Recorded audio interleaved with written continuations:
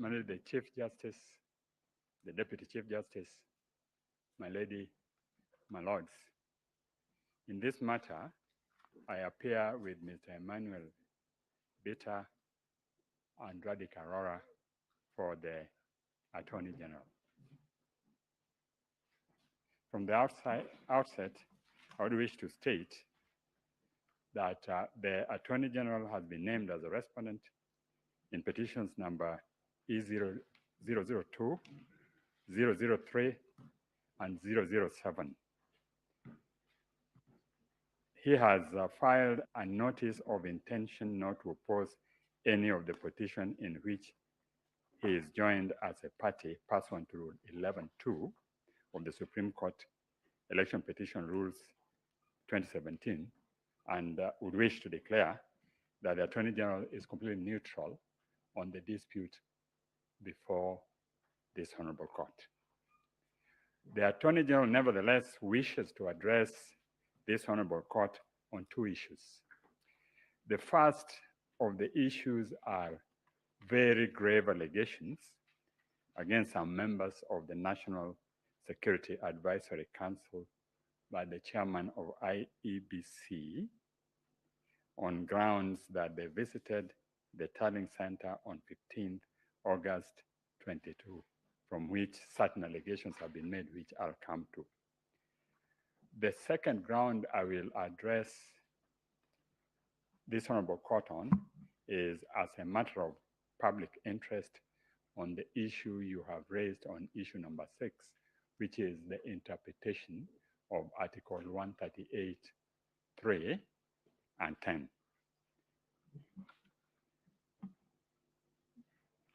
Chief Justice, the court, the NSC is the body in charge of our security. It is part of the executive and is established for the benefit of all Kenyans. It doesn't have political identity or political intention. Its members comprise those at the top echelon of our civil service and security infrastructure, and it is a body which in any organization of extensive public interest gets involved to try and see how it can assist on matters of security. The chairman of IEBC, Mr. Wafula Chebukati, has purported to present before this Honorable Court that he has neither the knowledge nor connection with NSAC. The record establishes otherwise. Indeed, from Mr. Kenywa's affidavit sworn on 28 October 2022, it is clearly shown that on 4th July 2022, the chairman was in attendance of a meeting of NSAC and briefed the NSC on the status of the preparation of general election and sought to involve it fully on matters of security, both in context of ongoing activities and also to help them from time to time. I would like to refer you to page 31 of Mr. Kenywa's affidavit annexed to the notice of application, which was notice of motion, which was filed before this court to get the context. At page 31,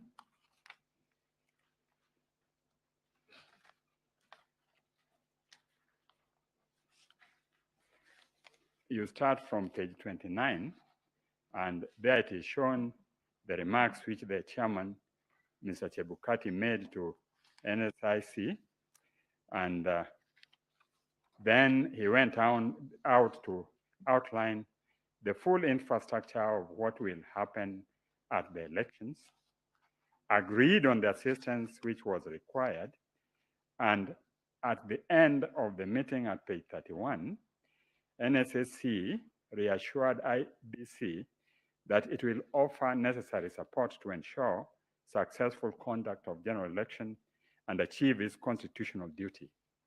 Members also pointed out that successful results transmission was critical and the issue of budgetary constraint by IEBC should not arise, and indeed agreed to assist IEBC on any budgetary requirements for purposes of transmission. And it is from there that the relationship continued. You will also notice that the visit to the IEBC tallying center was instigated as a result of the activities which had gone on 13th and 14th, when there was suspension of transmission and display of the result, and without explanation from the IEBC. As deponed by Kenya, he called the chairman and advised him that the NSC has intention to send a team to meet him and his fellow commissioners for purposes of discussing the security and implication of concerns surrounding transmission, tallying, verification, and declaration of results. The chairman posits that he was early in the morning when you go through his affidavit, visited by a number of individuals, some of whom comprised politicians and some of whom were various eminent persons in the country, and that their intention was not to enhance the credibility of what he was doing.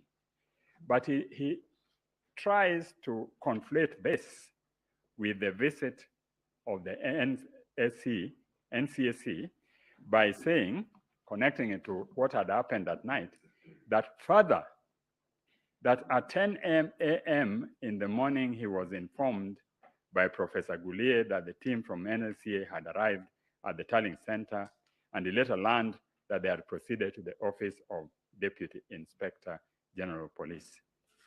Nothing could have been true than the fact that he was rang by Mr. Kenywa, who told him that because of security concern and tension which was arising in the country, arising out of non-transmission, and of course we have had an example on this in previous election, he was sending a team to go and visit him and discuss the issue of security. That notwithstanding, the chairman pretends that this was an issue which he only came to know when he was informed by Professor Goulier.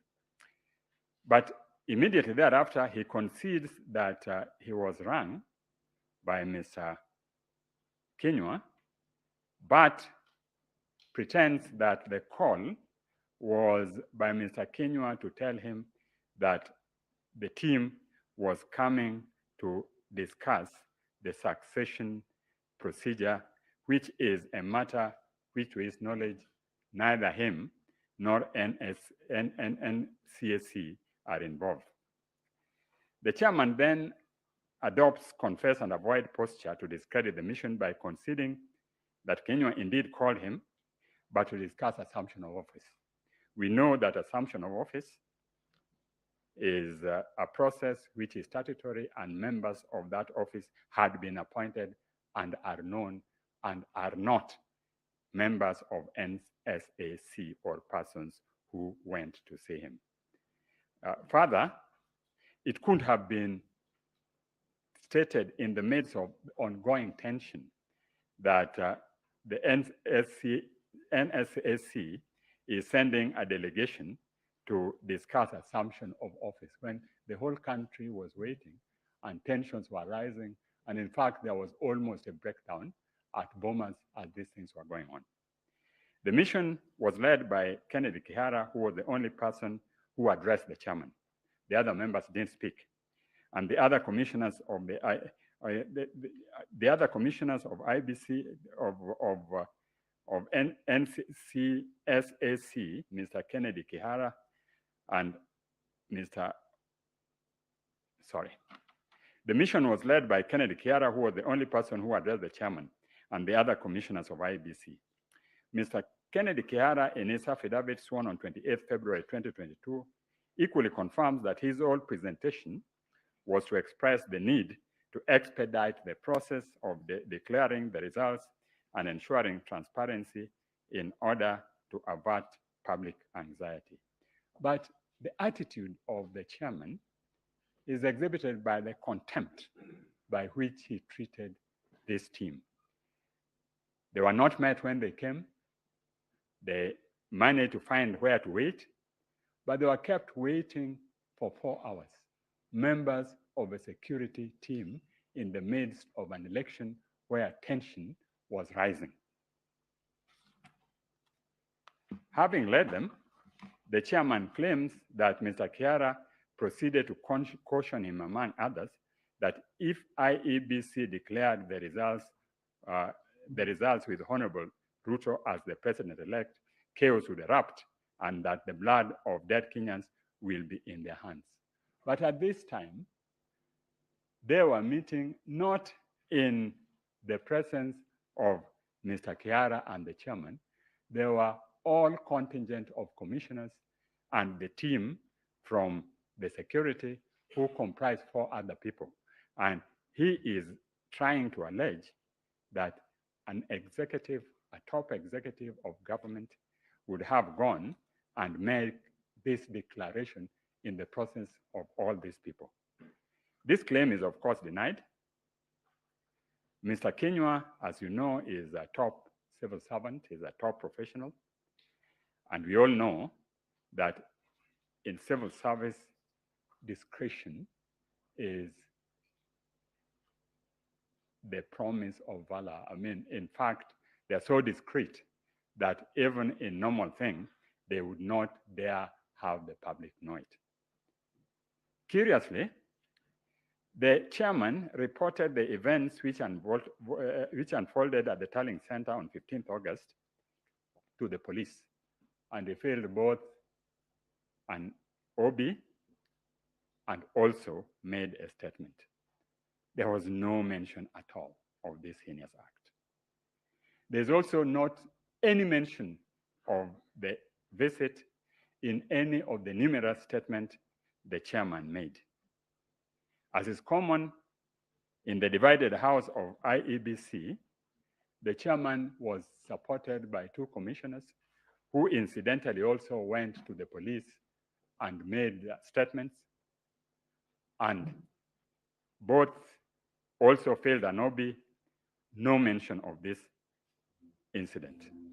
On the other hand, the 4 dissenting commissioners have filed an affidavit dated 28th August, which confirms on behalf of ourselves and 3 others that the meeting indeed took place, and what was discussed was issues of security, as was indicated by Mr. Kihara.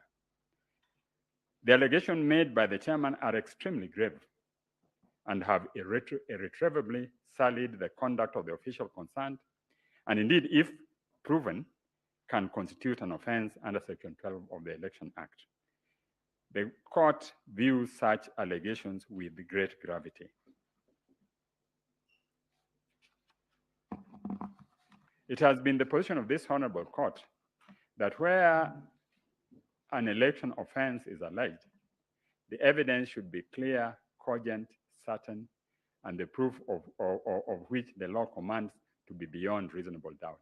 It cannot be based on allegation on one side, on a team which is known to be divided, each part supporting its position, and on allegations of the chairman without any further proof when he had had an opportunity to indicate what happened and failed to do so.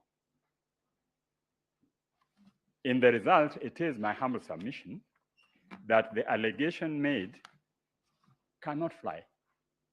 All the chairman is doing is sullying the character of other people to augment his claim for higher principle and integrity. And at the end of it, nothing comes out of the allegation. Indeed, after that, they proceeded, considered the results which were not ready as at the time this team was there, and announced the result he wanted to announce. Suffice is to say that this team, having met them and being satisfied that the results were being declared, made a statement to the whole country telling them to keep in peace and that all things were okay. And you will find that statement made on 16th in the affidavit of Mr. Kenywa. The next issue the Attorney General wishes to address is framed as issue number 6, and that is direction of this Honorable Court on queries whether IEBC carried out verification, tallying, and declaration of results in accordance with Article 138(3)(c) and Article 138(10) of the Constitution. It is the contention of the Attorney General that the interpretation of the said article is a matter of public interest without going to the application of the article to the dispute before you. The parties have made submissions in connection with the above matter and will not try to take your time by repeating submissions already on record. In this respect, I adopt fully the submissions by Attorney General dated 28th August 2022. The starting point, however, are the two provisions which on the face of it have no ambiguity. They are clear and unambiguous. The Commission is established under Article 88 of the Constitution. Article 250 provides its composition as consisting of at least 3 but not more than 9 members. Article 253 establishes the composition of each of the independent commission, and Article 253 provides its incorporation. Now, there has been interpretation both by this court and by the Court of Appeal as to what Article 138 it means. And in that respect, I would like to refer you to the case of Raila versus Electoral Commission, and that is the second petition of 2007, and at page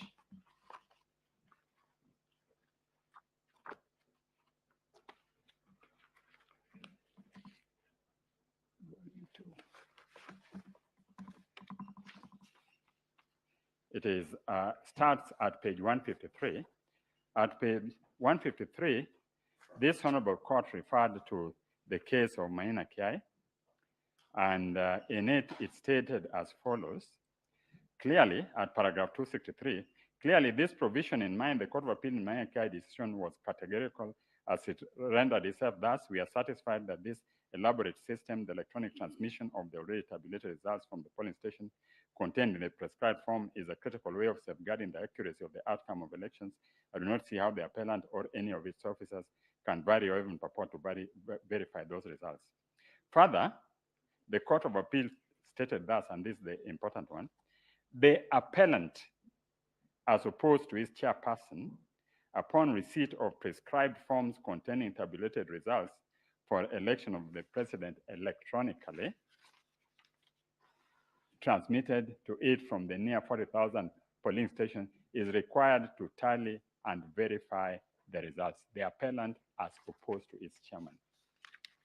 Later in the ruling, the court stated that it was further argued, that is paragraph 293, it was further urged in court by a number of counsel for the first, second, that disregarding Form 34As and exclusively relying on Form 34B, many of whose authenticity would later be called into question in the tallying process, the said are simply complying with the Court of Appeal in Maina Kiai.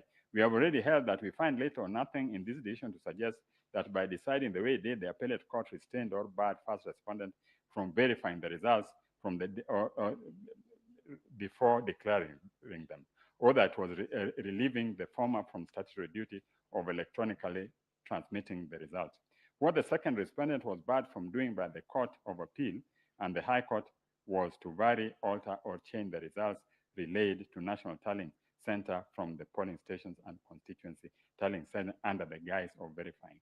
So here, when they say what the second respondent was barred from doing, they are referring to the chairman. And it seems to imply that the verification ought to be done by the chairman, whereas the court also quoted with approval the finding in Maina Kiai to the extent that the appellant, as opposed to his chairperson, upon the receipt of prescribed form containing tabulated results of election of president electronically transmitted, is required to tally and verify them. The Maina Kiai decision is expressly clear on the issue, and it states at page, I think it is page 104 of our list of authorities, authority number 3, in Attorney General's Case Digest and Bundle of Authorities, page 67 to 107. It says that we hold further that reference to the appellant in sub-article 3C is not to be construed to mean the chairperson, but rather the returning officers who are mandated after counting the votes in the polling station to tally and verify the count and declare the result. The appellant, as opposed to its chairperson upon receipt, upon receipt of prescribed form containing tabulated results of the election of president electronically transmitted to it from the near 40,000 station, is required to tally and verify the results received at the National Tallying Center without interfering with the figures and detailed process. In Article 138.10, the chairperson then declares the result of the presidential election and delivers a written notification of the result to the Chief Justice and to the incumbent president. That is now circumscribed and narrow the role of chairperson of the appellant. So it is clear from that according to Maina Kiai, the role of the chairman was to declare the results, and the role of the IEBC was to tally and verify. And that is indeed consistent with the expectation of Article 10, our national principles and national values. So we humbly request this court to take this opportunity to clarify the position without, I think we need to emphasize, and based on what Justice Lena Ola was raising yesterday, the issue of prospectivity and retrospectivity. We're not going to that as the Office of the Attorney General. The Office of the Attorney General wants a clarification of this provision for future election and on how it impacts on other commissions. Is executive role conferred on the chairman, or the chairman is part of the commission and can only act in community with the commission? And that is consistent also with the provisions of the amendments which were done, some of the amendments which were done in 2017. You will notice that the commission has clearly delegated functions to the returning officers. Section 39(1)(a) that deals with National Assembly and County Assembly for them to tally and verify and declare. And 39(1)(b) deals with the right of the returning officers to tally, verify, and declare the governor, senator, and county women assemblies. But the provision purported to confer the right on the chairman to deal with presidential elections, and that Maina Kiai was very categorical that it was contrary to the provision of the Constitution, and this is what they said. They said that the controversial regulations 83.2 and 87.2 were not affected by amendments, and the object is not difficult to see.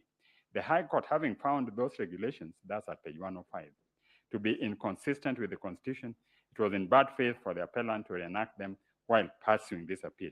It is our firm position that the purpose for which Section 39.2 and 3 of the Act and Regulations 83.2 and 87.2c were promulgated or made have the effect of infringing constitutional principles of transparency, impartiality, neutrality, efficiency, accuracy, and accountability.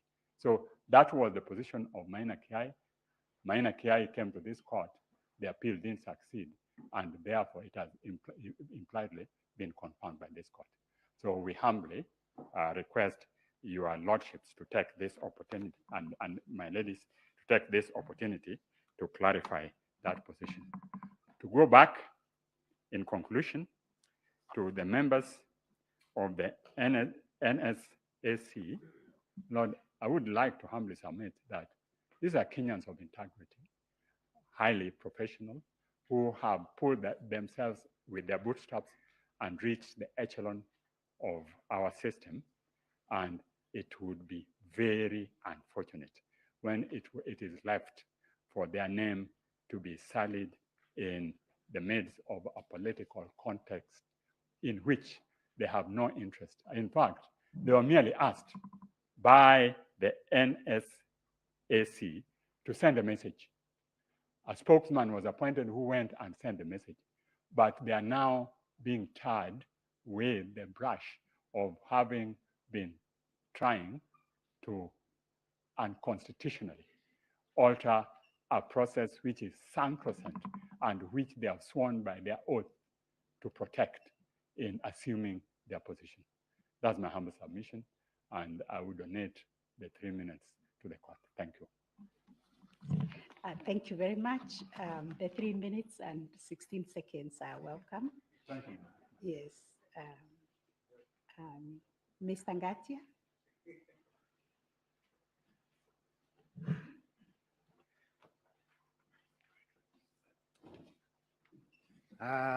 Thank you, Madam President. Please first allow me to introduce the lawyers who have burned midnight hours to present so many affidavits before you. My name is Ngatia Frederick.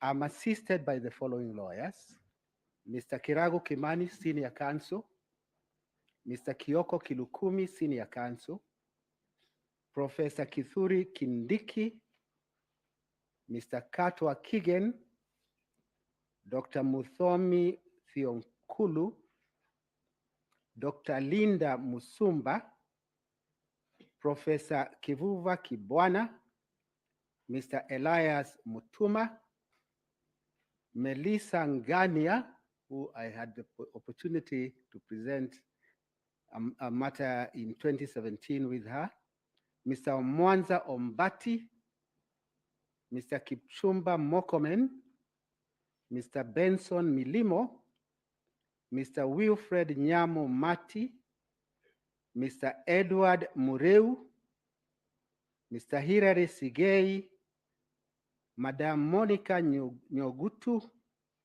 Mr. Collins Kiprono; Wanjiko Nyaga; Emmanuel Kibet; Ian Shelela; Caroline Cherono; and Chris Ayeko. Most of them are in court number 1, following the proceedings very intently. Madam Chief Justice, I rise before you. I know it's been 2 long days. Please bear with us to oppose the petition filed by several petitioners. It is the first time in the history of this country that we now have 8 petitions. It must be a new strategy to disable the president-elect to mount a defense against 8 petitions within 4 days. But we didn't manage the impossible, and we now present our defense as follows. First and foremost, my lords, let us appreciate that these consolidated petitions arise from a presidential electoral contest. It is an electoral contest. Ideally situated, or it should ideally be resolved by electorate, the Kenyan voters, not by a court of law. But because it is also part of the constitutional structure of this country, this honorable court is granted original jurisdiction by the Constitution to resolve this contest. But in resolving this contest, it is necessary to bear in mind that all you have are affidavits filed by the contestants. The difficulty with affidavits is that one can structure fiction and peddle it as a pleading, as I'll be demonstrating. I will start with Article 38 of the Constitution, because to me that is the beginning of an understanding of this contest. Article 38 is the one that empowers a Kenyan to vote by secret ballot. And that simple sentence can be broken into two parts. Voting by secret ballot, meaning it confers on the individual power to exercise a freedom of choice, unhindered by anything. Number two, or the second part of it, the vote gives the citizen a power or a badge of dignity for self-actualization. Self-actualization in the sense that a voter is entitled to vote for a candidate of their choice. Article 38, to my understanding, therefore becomes the beginning of the understanding of the correct situation that is before this court. It is common ground, and this is important, my lords, that on 9th August, voting took place everywhere in this republic. There is not a single place that presidential election was not held. Even in Kakamega, Mombasa, presidential elections were indeed held. There is no area in this country that did not participate in that voting. Accordingly, legitimacy, I go to the next point, legitimacy of any electoral victory is predicated on the fact that voting did in fact take place.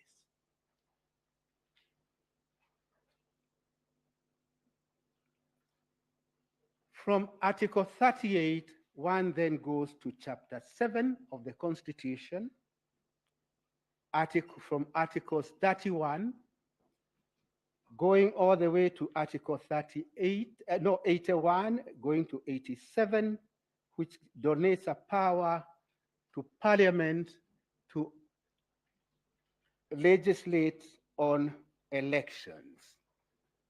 I would immediately say this, Madam Chief Justice. The power to enact Elections Act, to my mind, relates to the 5 other tiers of elections. For the simple reason that for the presidential contest, the inquiry is defined in Article 140. The relief is defined in the same article, whereas in the other levels of elections, one could look at the Elections Act. But I'll come to that a little later. I'm doing first and foremost a broad introduction of the areas that we'll deal with.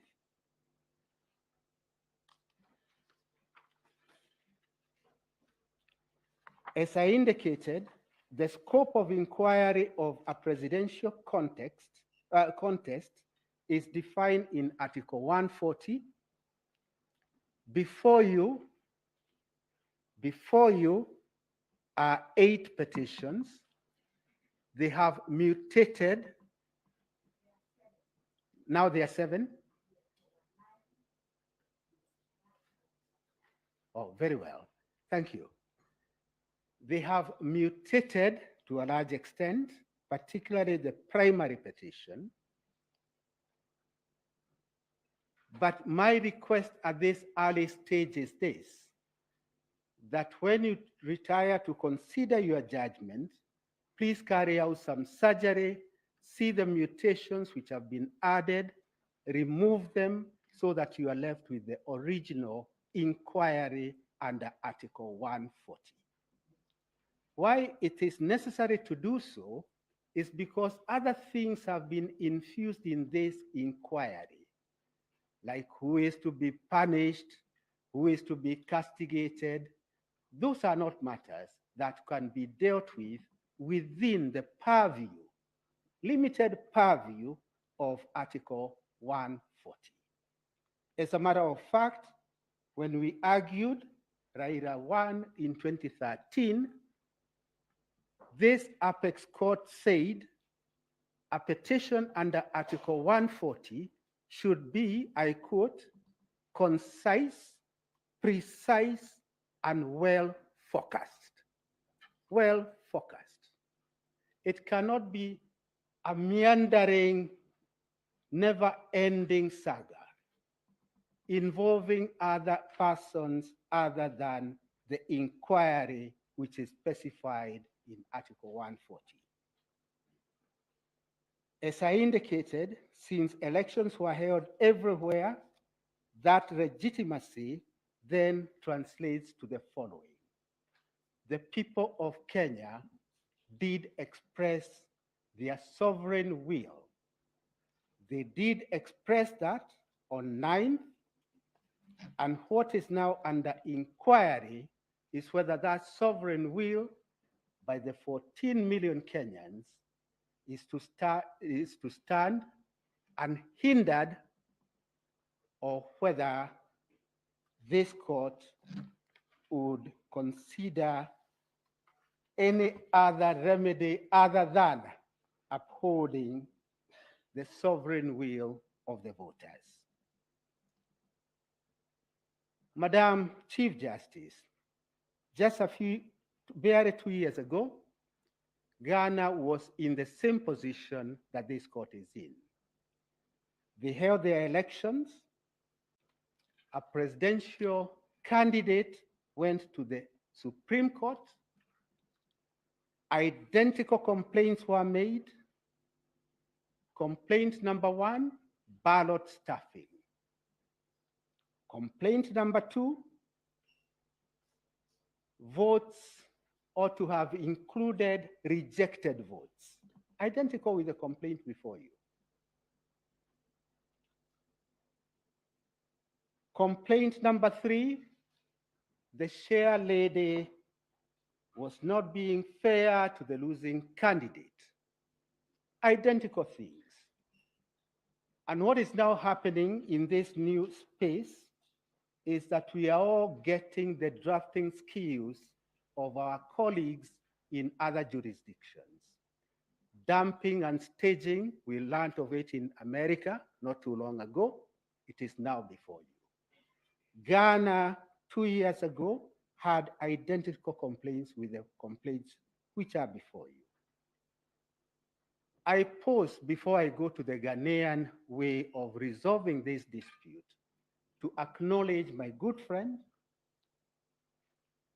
the team leader, Mr. Senior Counsel Orengo.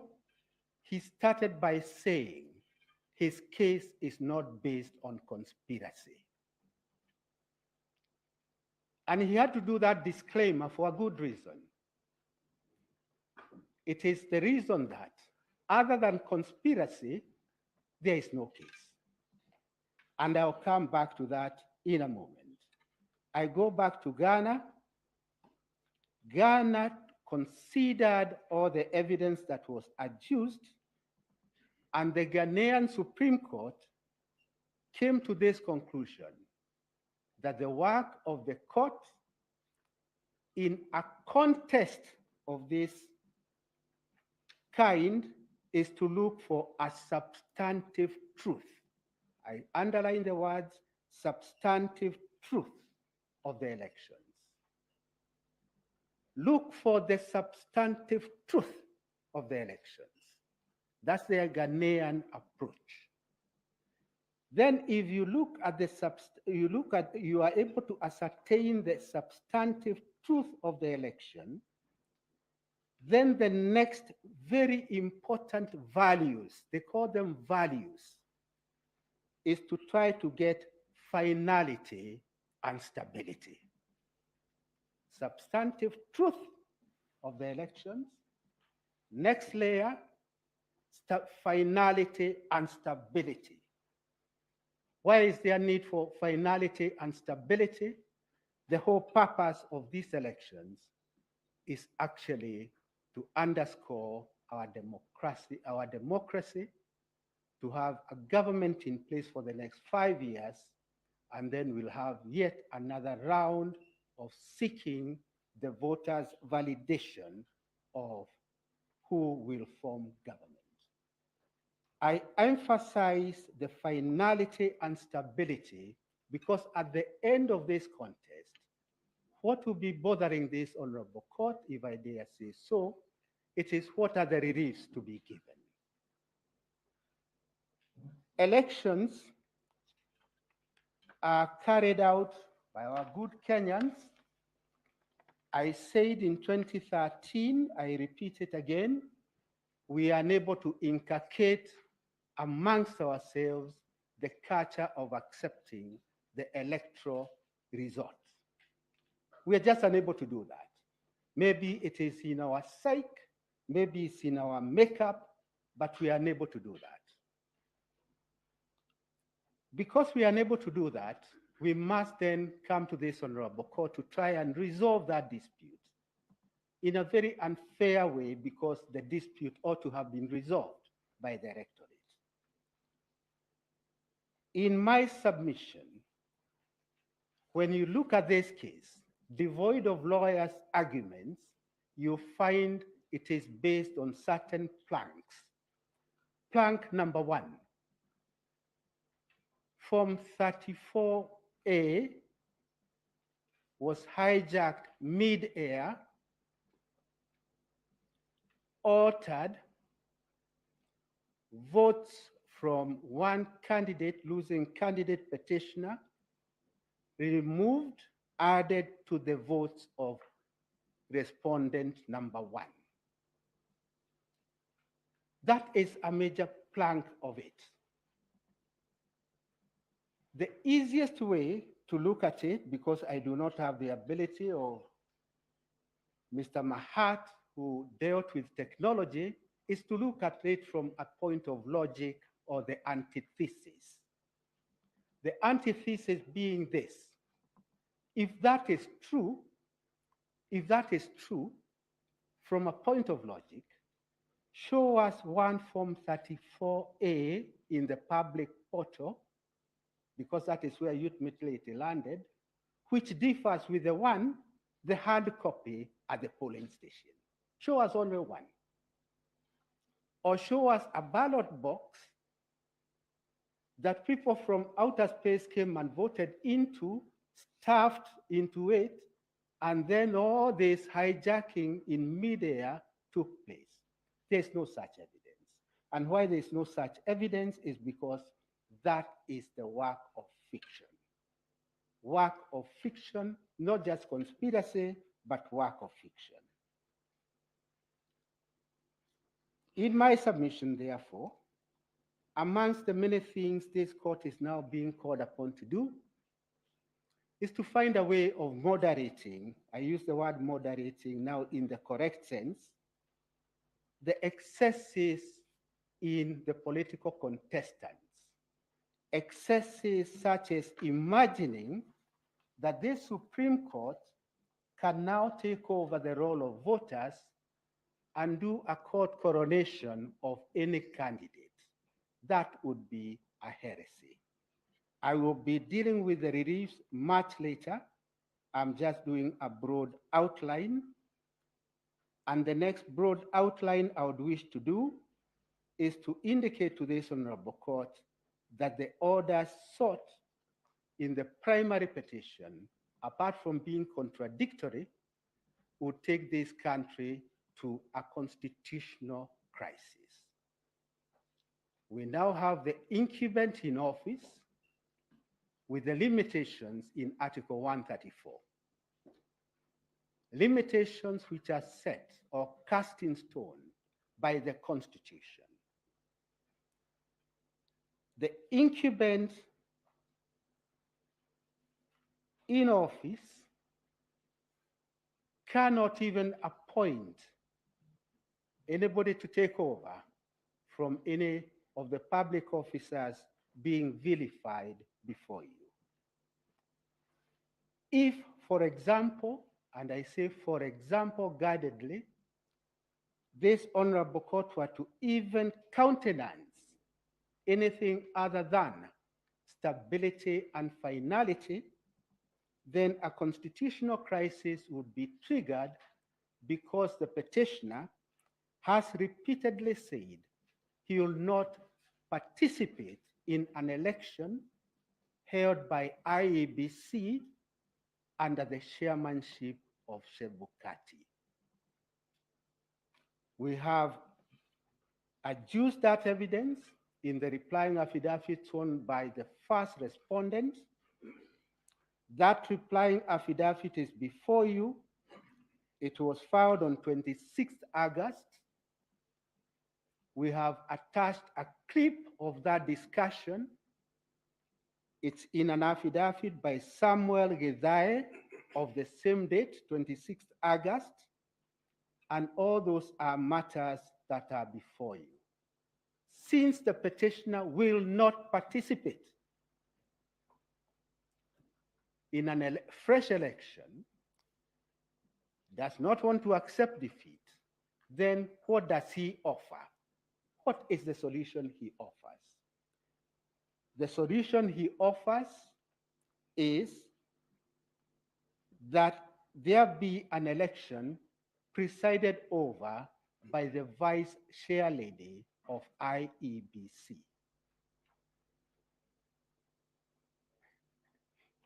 And only one needs to state that to see the crisis that this country will be engaged in.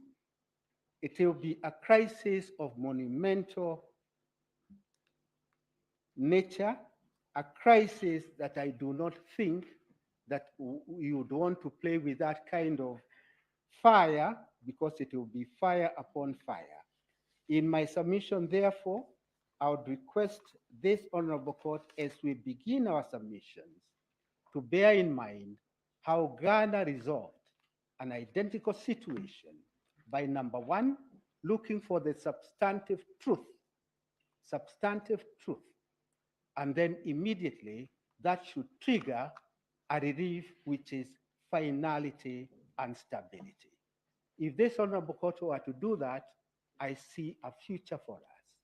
Any other solution, the crisis offered by the petitioner cannot be a crisis that this court can countenance, because your fidelity is not to anybody other than the Constitution.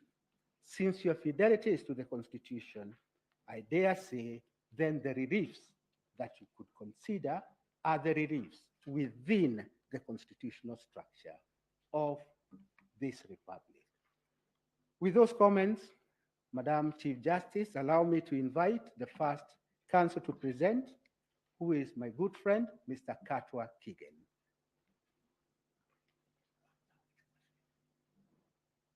Mr. Katwa Kigen will deal with issues 1, 2, and 3.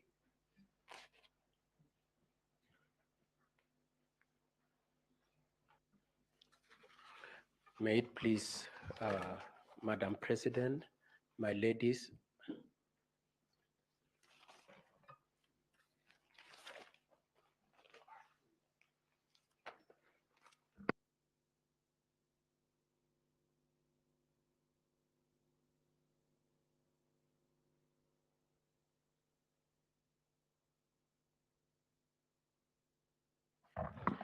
May it please you, Madam President, my ladies, my lords.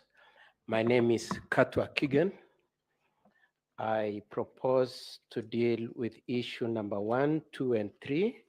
And may I indicate that in dealing with those three issues, I'll be dealing with them together with Dr. Mudomi. My lords and my ladies, the three issues are to this effect. The first issue relates to the integrity of the technology, and the wording of that issue is whether the technology deployed by IEBC for the conduct of 2022 general elections met the standards of integrity, verifiability, security, transparency to guarantee accurate and verifiable results. The second issue relates to the question of whether there was interference with transmission, and it is to the effect whether there was interference with the uploading and transmission of Form 34A from the polling stations to the IEBC public portal. And the last issue that we will be dealing with Dr. Mudomi is the question of whether there are differences in Form 34A, and the wording is whether there was a difference between Form 34A uploaded to IEBC public portal and the Form 34A received at the National Tally Center and Form 34A issued to the agents at the polling stations. Now, my lords and my ladies, some of the issues that I will be discussing, or rather some of the issues we'll be discussing with my learned colleague, are issues that have been discussed, but we must mention them, especially considering what the petitioner in the petition that we are dealing with, the one by Honorable Raila, states at paragraph 35 of his petition. And in that petition, I'm just reading the second sentence of that plea, where he states, the evidence shows that the acts complained of were committed by third parties, senior employees of IEBC, acting in connivance with the second respondent in order to achieve a predetermined outcome in favor of the ninth respondent, and the ninth respondent for purposes of this petition is the first respondent. And so we are coming from the position that we maintain and insist that there was nothing that the first respondent did that could be said to have exceeded or to have amounted to collusion with the IEBC. And I would like to start my submissions by reference to the issue of Form 34A and what the first respondent and the second respondent did. My lords and my ladies, in Maina Kia, it was determined that Form 34A is for all practical purposes cast in stone. What Form 34A contains is the last word in respect to the wishes of the voters in the given polling station. And if it has to be in any way impeached, it is only when it has been brought to court. And so in recognition of that, the first respondent, as allowed in law, availed his agents at the polling stations to participate and watch over the process of the elections. And we wish to emphasize that the place of agents is a very material part of this petition. It is going to be a very important issue in your determination of this petition, because the bulk of the evidence in respect to the issue of Form 34A in this petition is the allegation by one Arnold Ochieng, an advocate, saying that he received Form 34As, which showed that the data in the Form 34A in the public portal, the data in Form 34A that the agents of the petitioners had, and the data in Form 34A that were brought by the returning officers to the National Tally Center were different. And so the question of whether or not they were agents, whether they could be trusted, and so on and so forth is important. But for purposes of the first respondent, we wish to maintain the position that he had agents, and those agents are failed to him from 34A through his lead agent. And after the Form 34As had been filled at the polling station, and all the agents available had been invited to endorse and confirm that the data captured in the Form 34A were true and accurate. After that had been done, the first copy of the Form 34A was then transmitted to the National Tally Center, the public portal. The other one was then taken to the National Tally Center. Now, I just want to emphasize two issues in that.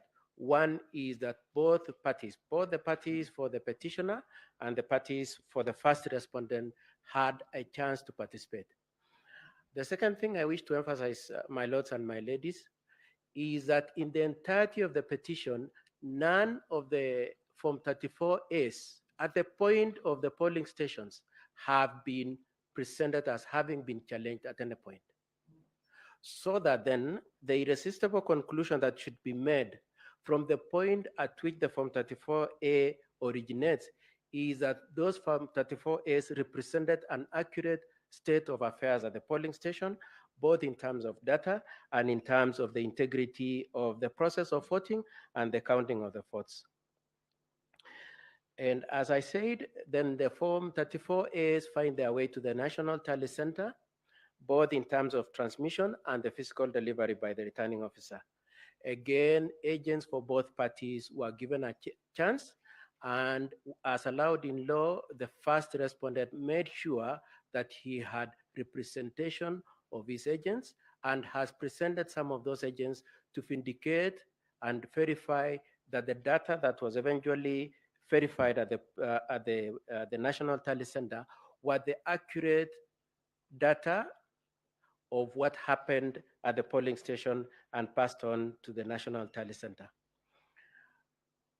I would like also to emphasize that the two things that were supposed to be done at the National Tally Center was to determine the data, and secondly, to establish the security features of the Form 34S.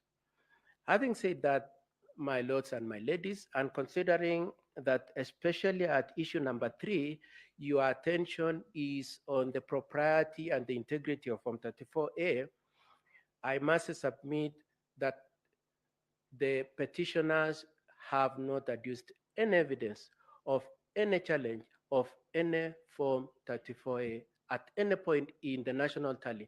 And this is the second chance they have, having had an initial chance at the polling stations. There is none of the Form 34As that have been challenged. It is with this state of affairs then, and as a result of this process, that eventually we have the declarations of the result coming out to indicate that the total votes cast, total valid votes cast were 14,213,027, being a product of a process that was interactive and where all the parties were involved. It is a product of this process also that comes out with the result that the first respondents' total votes were 7,176,141. Now,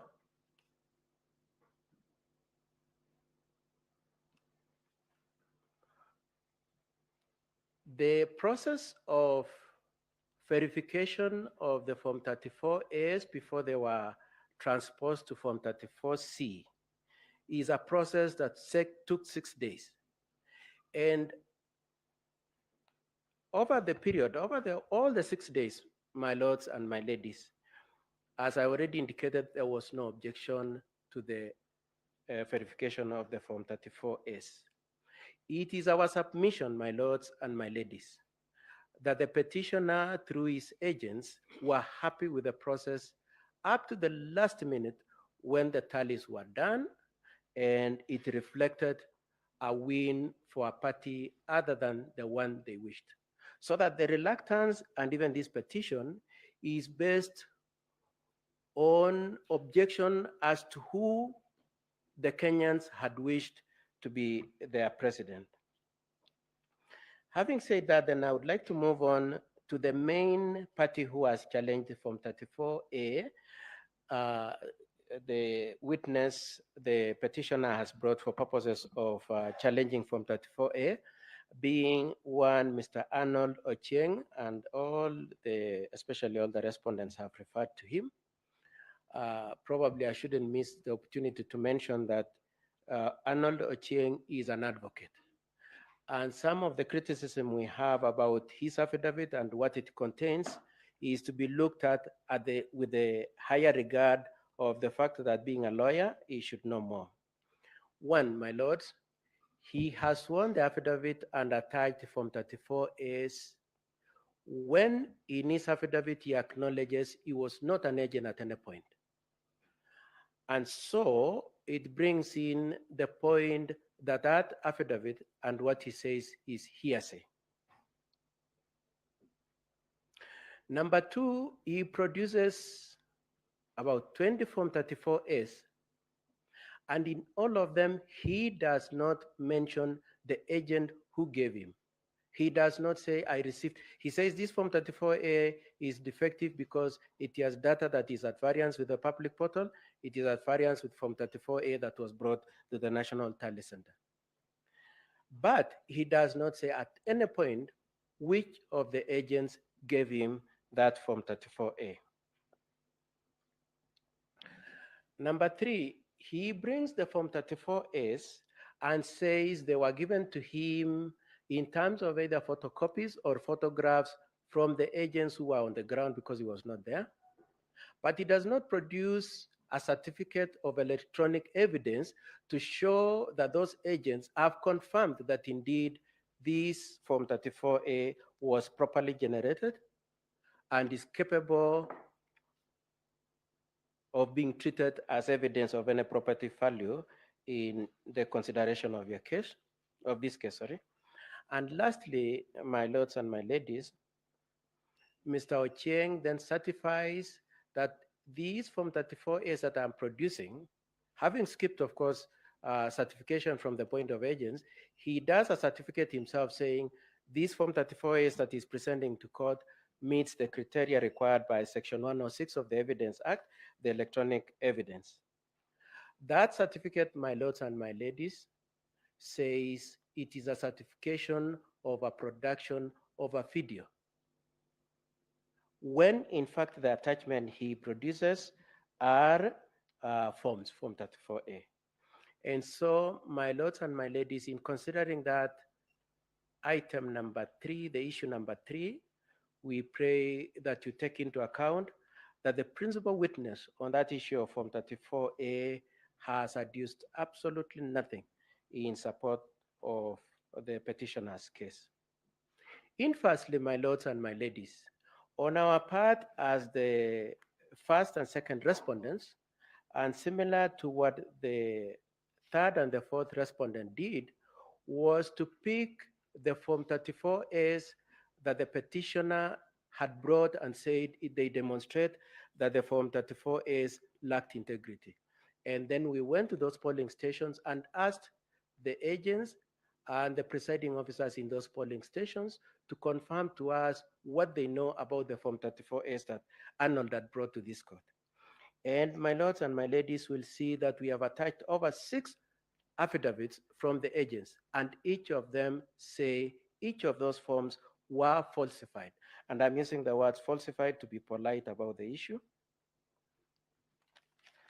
I know my colleagues have said worse than that on that issue. The third issue I wish to take up on the issue of Form 34A, the first one was the process. The second one is the evidence against the first and second respondent on that. The third issue I wish to take up about that Form 34A relates to the issue of how they were housed in the public portal and the transmission. And the first point I wish to observe and submit, my lords and my ladies, is that we pray that the court keeps the conscious awareness that the elections were not electronic elections. They were manual. The only issue that was electronic was voter registration, voter verification, voter identification, and the results transmission. And in these proceedings, our focus and attention relates to transmission.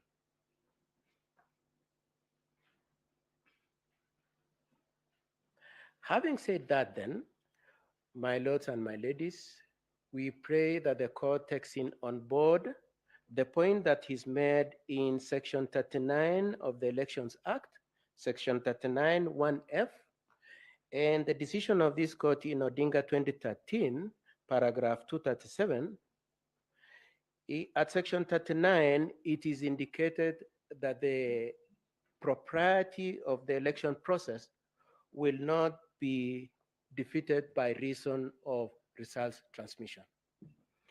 And in the Odinga 2013, the court said that it takes judicial notice that it is possible that technology can fail and our elections will not be held captive to the likelihood and the risks that relate to technology.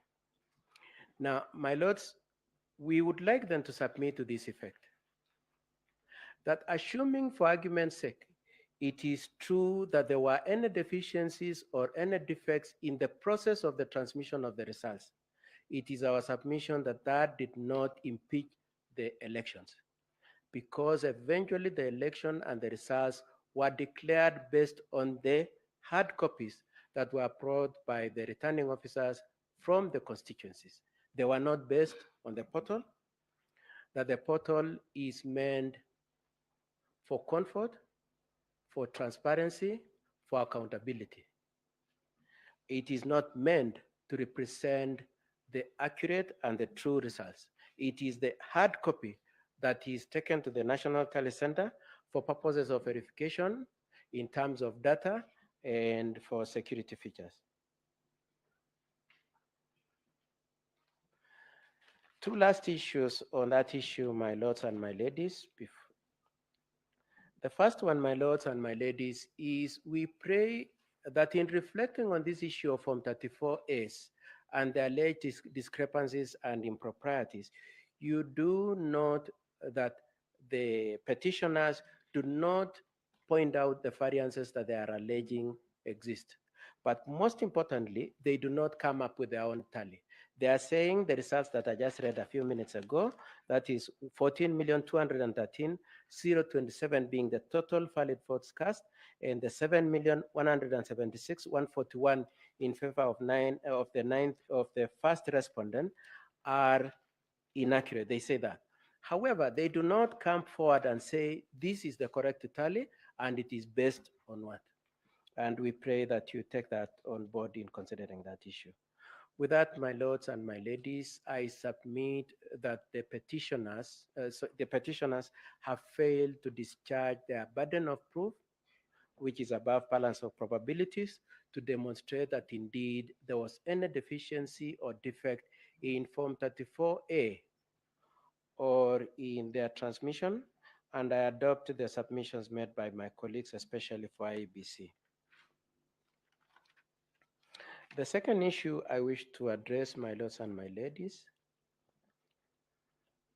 is related to the same issue of transmission, being the alleged logs that third parties are said to have used to interfere, and in the words of the petitioner, to stage, to dump the Form 34As. And my lords and my ladies will notice that in support of this contention, the petitioners are relying primarily on two affidavits, one by John Kidongo and the other one by Benson Wesonga. And the chain of events is to this effect. John Kidongo swears an affidavit that he sat in some discrete place. He says somewhere in Karen. I don't know what he has against Karen. He says he sat somewhere in Karen with someone whose identity he doesn't disclose. and he was told that some log particulars were used to interfere with the results. Then we have the Nasonga step in and purport to analyze those logs and say, indeed, his observation as an expert in IT is that those logs were used to interfere with the results. And we would like to observe a couple of things. The first one, my lords, as already submitted by my colleagues in the IEBC, for the IEBC, is that evidence from Kidongo is a third level hearsay. It is based on information given to somebody who is not disclosed, and Kidongo is the third person in that order. By the time Benson Masonga is purporting to do analysis, he is at fourth level of hearsay. But more interestingly, my lords, we took time to look at the logs, and what struck us was that one of the logs which had been manipulated, one of the logs escaped their attention, and it has a date 2017. I know my learned friend Mahat already explained how in the 2017 polling stations were used as part of those, possibly the matrix of the logs. On our part, we noticed the date 2017 and it piqued our interest. When we checked, my lord, we realized that indeed the particulars of those logs or substantial parts of those logs were parts of logs that had been posted by his friend, Professor Makau Mutua, in 2017. And they had just been lifted and purported to be the logs that had been used in 2022. In response, and without being technical, we put in an affidavit saying, these logs were the one tweeted in 2017. These logs were the one used in the petition in 2017. And what then Mark Kidongo did was to make a fast retreat and so an affidavit saying, I am retracting what I said. I am retracting the allegations that those were the logs that were used. Now, unlike the first affidavit where he had said he had been given those logs by somebody else, he now comes and disowns those logs personally. He does not say, I have gone back to the shadowy person that I had used, and he has told me that I'm mistaken. He now takes responsibility for it and says they are wrong. But he not only says that and just leaves it there. He says, by the way, please understand me, they were meant for demo. He says that I had indicated them and they were meant for demo. And you look at that, you'll see that in his affidavit of the 28th August 2022.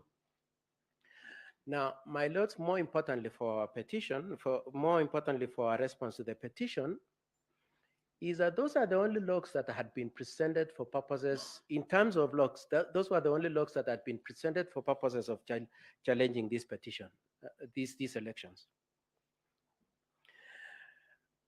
With Kidongo's withdrawal of those logs, my lords and my ladies, we would have expected that then that element of the petition would not be given to you. You would not need to consider them again because they have been withdrawn. What happens then? One Justice Nyangaya walks in as a respondent and introduces new set of logs. And then, almost in character of Benson Wasonga, he jumps into those ones and now analyzes them and again says they demonstrate and indicate that there was interference with the transmission and the public portal. My lords, as my senior counsel Ngati had indicated, we have a scenario where the petitioners were able to have friends in the part of the case of the respondents. And then we have the situation where Nyangaya as a respondent now makes a new petition, my lords. And we would like that to be an issue for your consideration. Whether you will look at the new logs that have been introduced by Nyangaya in the cause and purport that he is a respondent when in fact he's an extension and a surrogate extension of the petition. We submit, my lords, that and my ladies, that you should reject the attempt to have introduced a new petition, one, and number two, a petition that was filed out of time, and number three, that has been innovatively done by the petitioners to extend their case. We pray that you do find that the issues of the locks are dead and they are not available for your consideration. As my learned friend Mr. Amhat said, and Abdikadir said, we would pray, and Mr. Gumba also said, we would pray that you apply your minds to the scenario where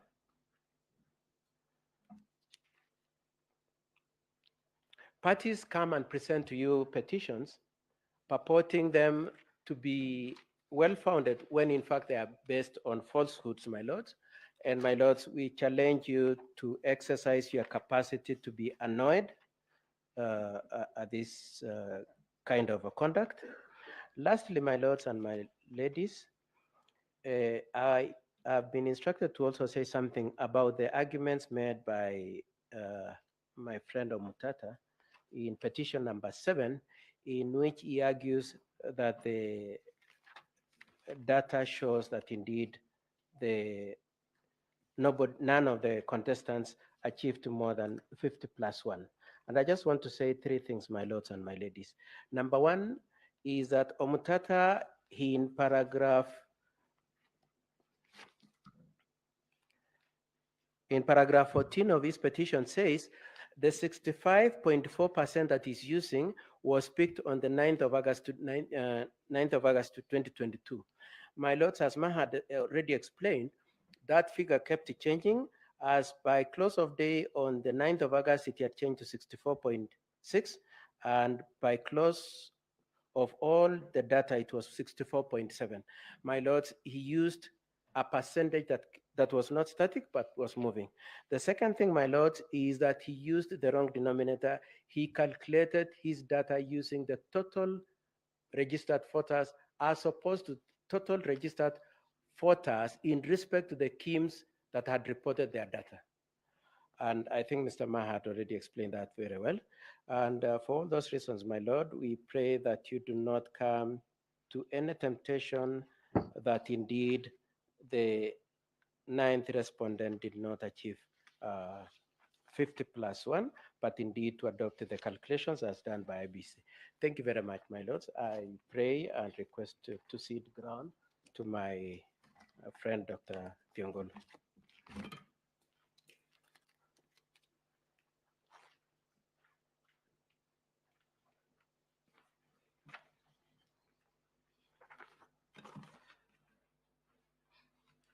My lady and my lords, my name is Mudomi Thiankolu.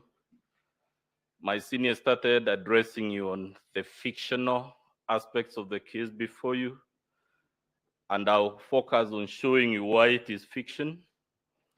And in the literature and the arts, they talk of several genres. When we thought about this matter, we thought the fiction before you is of the genre called tragic comedy. That is a combination of comedy and tragedy. In terms of tragedy, we thought of Macbeth, and we thought of Macbeth talking about the demise of Lady Macbeth and the frustrations of life, and saying it is a story full of sound and fury, which signifies nothing. I will tell you shortly why this petition before you is a work of fiction, and specifically a story full of sound and fury, what my colleagues have called shock and awe, but which signifies nothing. We thought of the comical bit of this case that we have to engage this eminent court to hear spurious allegations. And the comedy we thought about is called Much Ado About Nothing. and will be hoping to persuade you that the case before you is not only full of sound and fury but signifying nothing, but is much ado about nothing. Lastly, we came closer home and thought of a work of fiction in the realm of comedy and tragedy by a son of East Africa called Shaban Roberts. That work is called Kusadikika. And many of you, my lords and ladies who have read it, you will find it is a work in which people are invited to believe every allegation, however spurious, however preposterous. And we suggest to you that maybe the petitioner himself is taking you to be that country called Kusadikika by Shaban Roberts, in which if you're told the sun rises in the north, you don't apply your mind. Your challenge, my lady and my lords, is who do you believe amongst all these people with stories and counter stories? Is it the man whose name combines the names of two saints, John and Mark, and the third name, Githongo,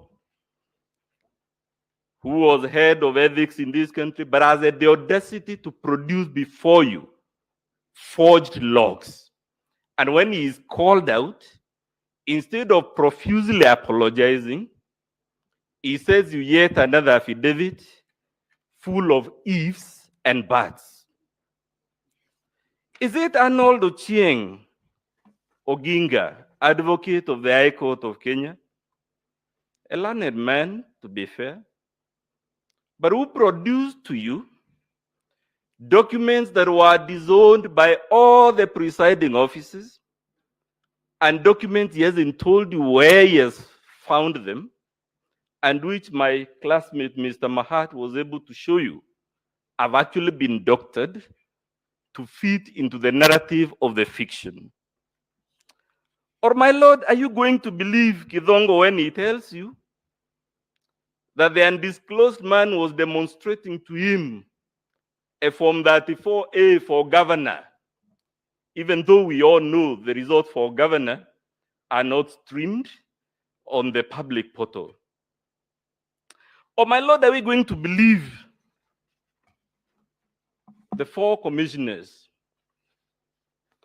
who we all saw day and night for 6 days and 6 nights? I use the word deliberately, my lady, because we never left our TV screens. 6 days, 6 nights. We saw them announcing results that had been verified, and you were told by Mr. Mahat, indeed, they announced most of them. But when the winner becomes apparent, they suddenly turn around and tell you Mr. Chebukati is a bad man, he should be crucified. Are those the people we are going to believe, my ladies and my lords? Or are we going to believe the petitioner himself when he tells you in his petition and affidavit that the Honorable William Ruto intercepted, altered, staged, and then dumped Form 34A on the e-portal? My lady, why we thought this was the most elementary attempt at the fiction, if you do your math, what the petitioner was telling you is that the Honorable William Ruto was intercepting and changing on average 23 Forms 34A per second in the span of 8 minutes that he claims we staged, dumped, and altered over 11,000 Forms 34A. A question was asked yesterday, my lady. How do you and how, when do you change a Form 34A? And I will invite you to note from the structure of that form that most of the data comes pre-printed.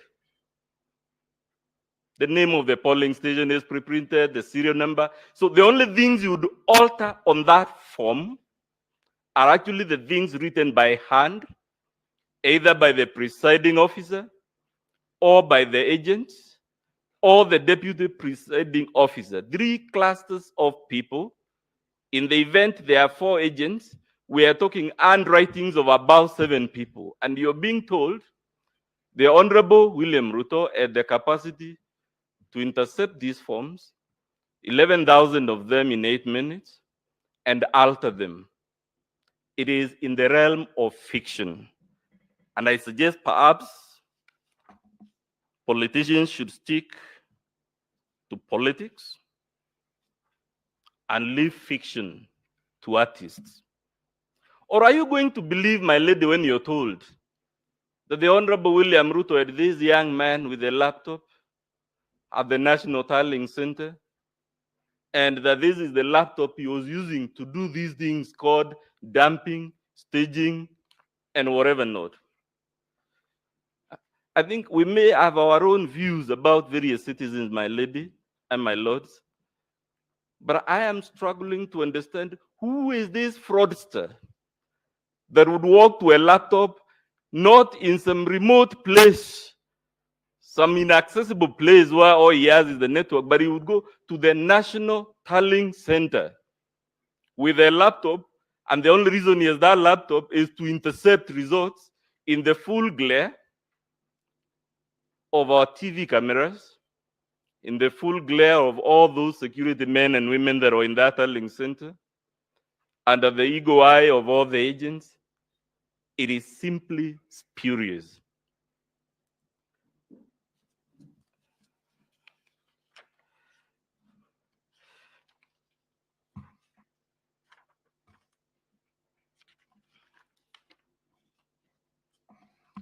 My Lord, you are told all these things, and I'm sorry if this is repetitive. The least we would expect is you to be shown a Form 34A that was altered, and not the ones they have cooked as a work of fiction. The least we expected is for them to tell you which are the polling stations in which this interception, staging, and dumping occurred.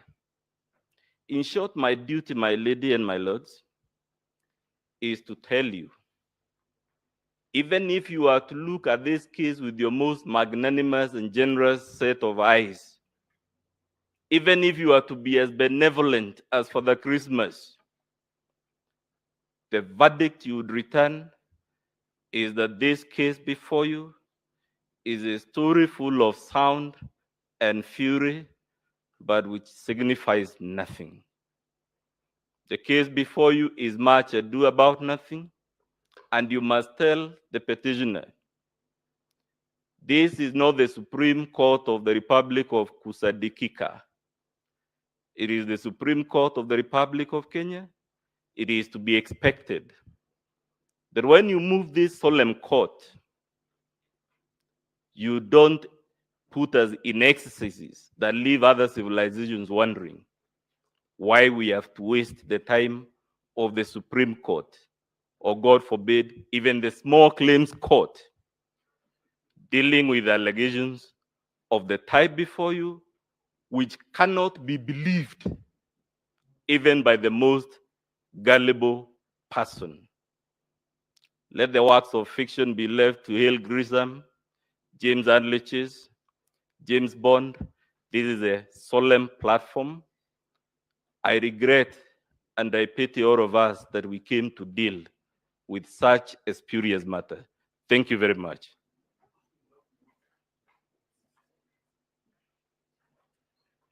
I see the ground now, my lady, to my learned friend, Melissa Ngania.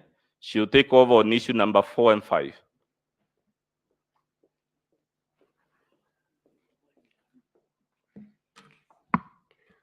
Thank you, Honorable the Chief Justice, the judges of the Supreme Court. For purposes of record, my name is Melissa Ngania. I'm going to address the court basically on issue number 4 and 5 as framed by the court.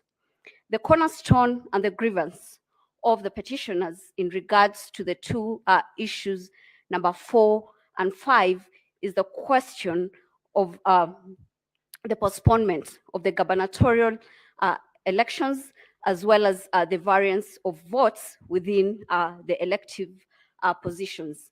As to the mathematicals, the custodian of the numbers has demonstrated before this court this morning that there is actually no variance, and whatever variance could be explained. But more importantly, Honorable Chief Justice and the judges of the Supreme Court, what is the grievance against our client? That is William Samoei Ruto and Honorable Rigathi Gachagua. I would pick the choice of words as pleaded by the petitioners for obvious reasons.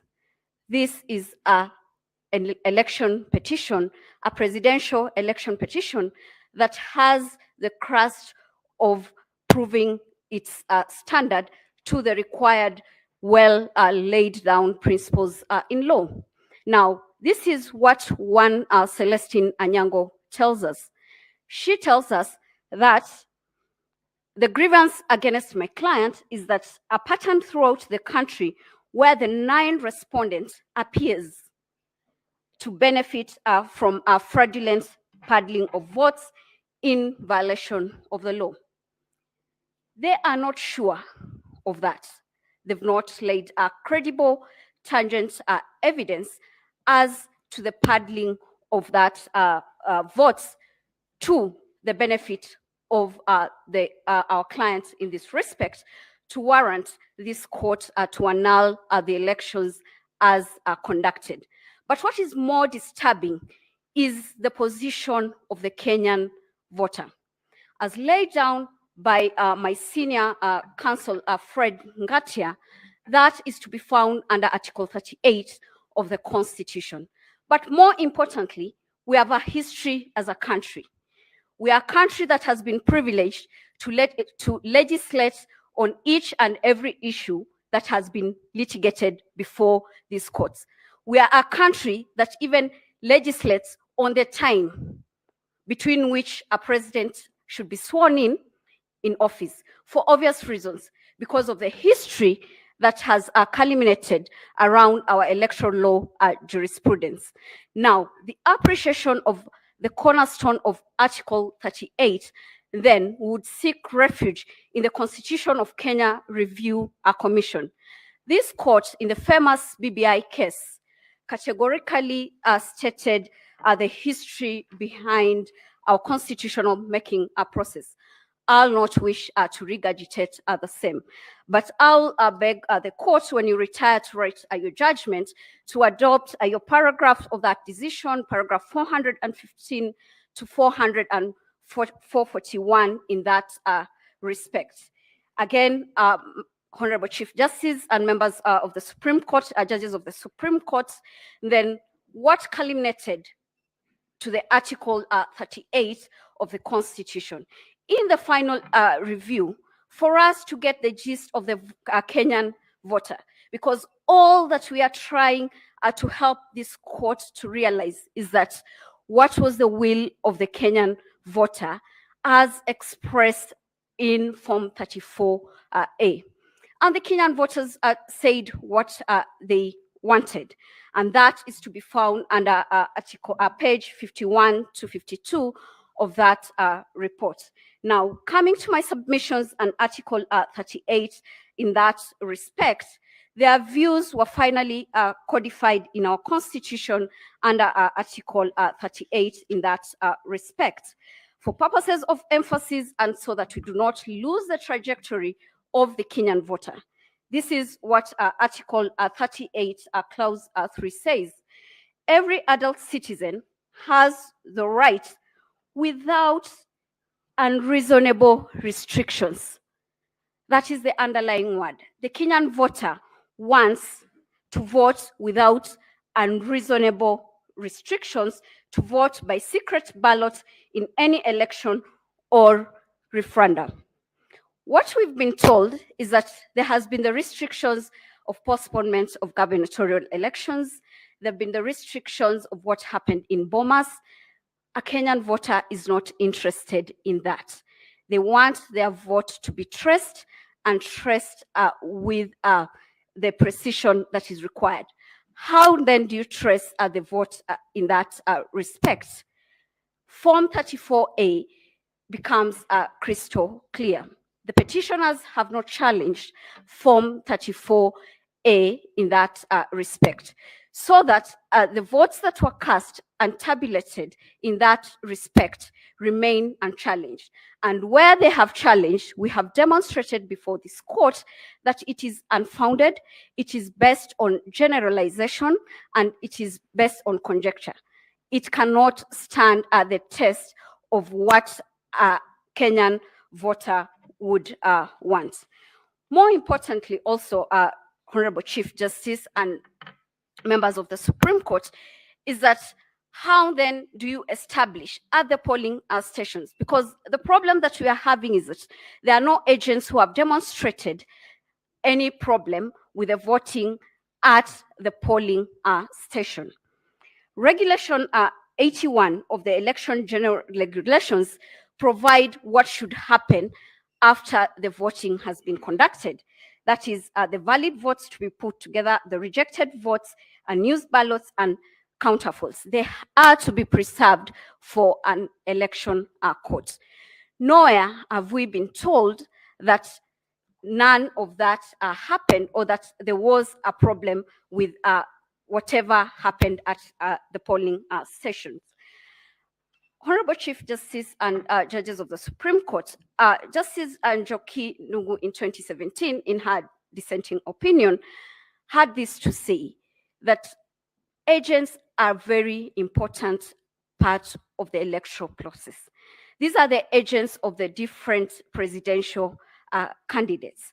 Now, if they are not present to certify their role, they should then not blame any other person in that respect. We have established with our agents and filed the affidavits in that regard that indeed the Form 34As were issued to us, and it reflects what IEBC posted in the portal.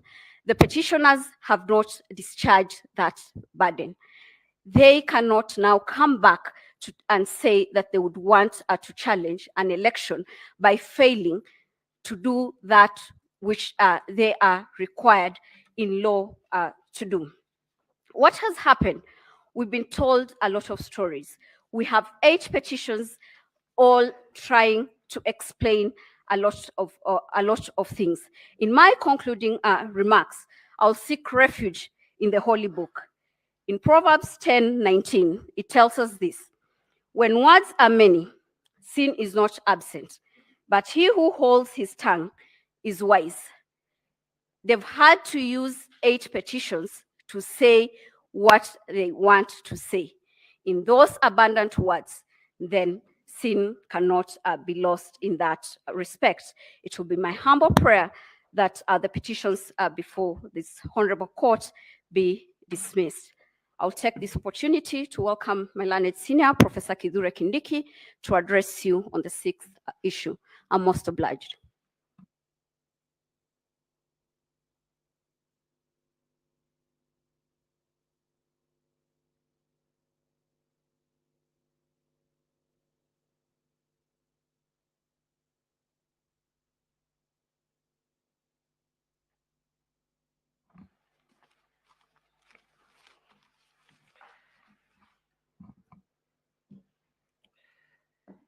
May it please you, Chief Justice, Deputy Chief Justice,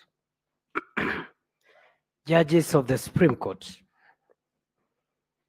My name is Kithure Kindiki for the first respondent. On 15th August 2022,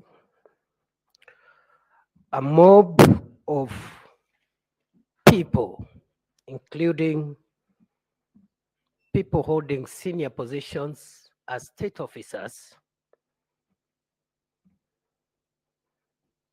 invaded the dais at the National Tallying Center of the presidential election at the Bomas of Kenya.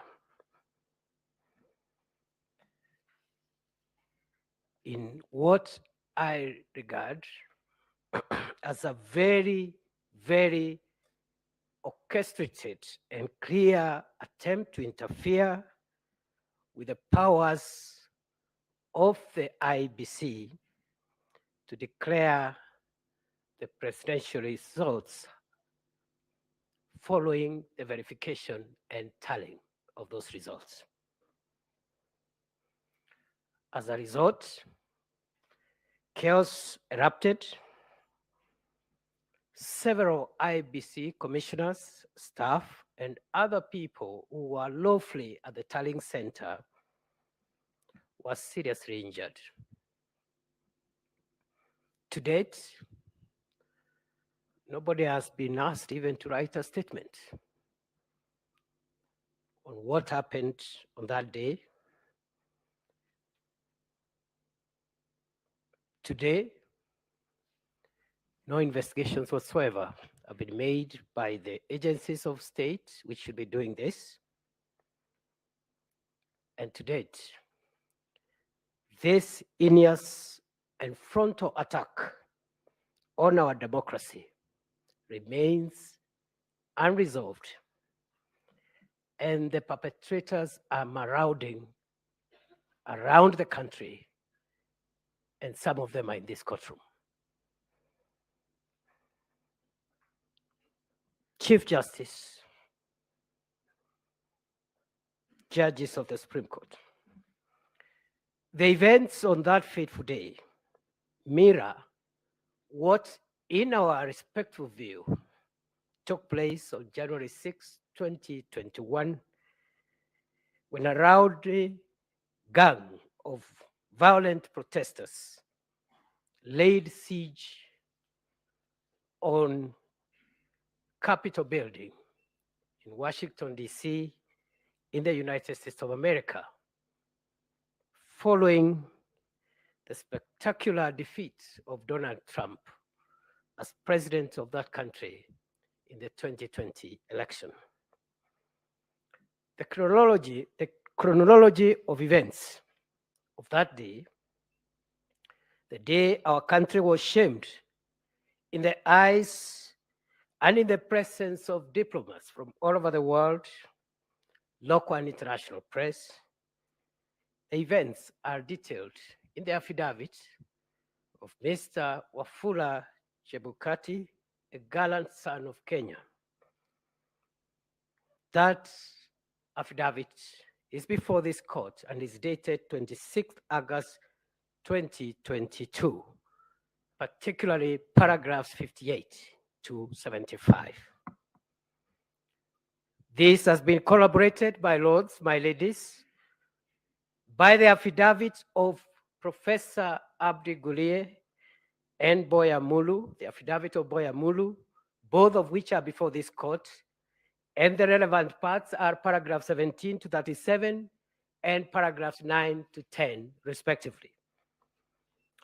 We respectively submit that the aforesaid activities at the National Tallying Center on 15th of August 2022, regrettably perpetuated by emissaries, agents, supporters, and sympathizers of the first petitioner, who is now before this court seeking redress.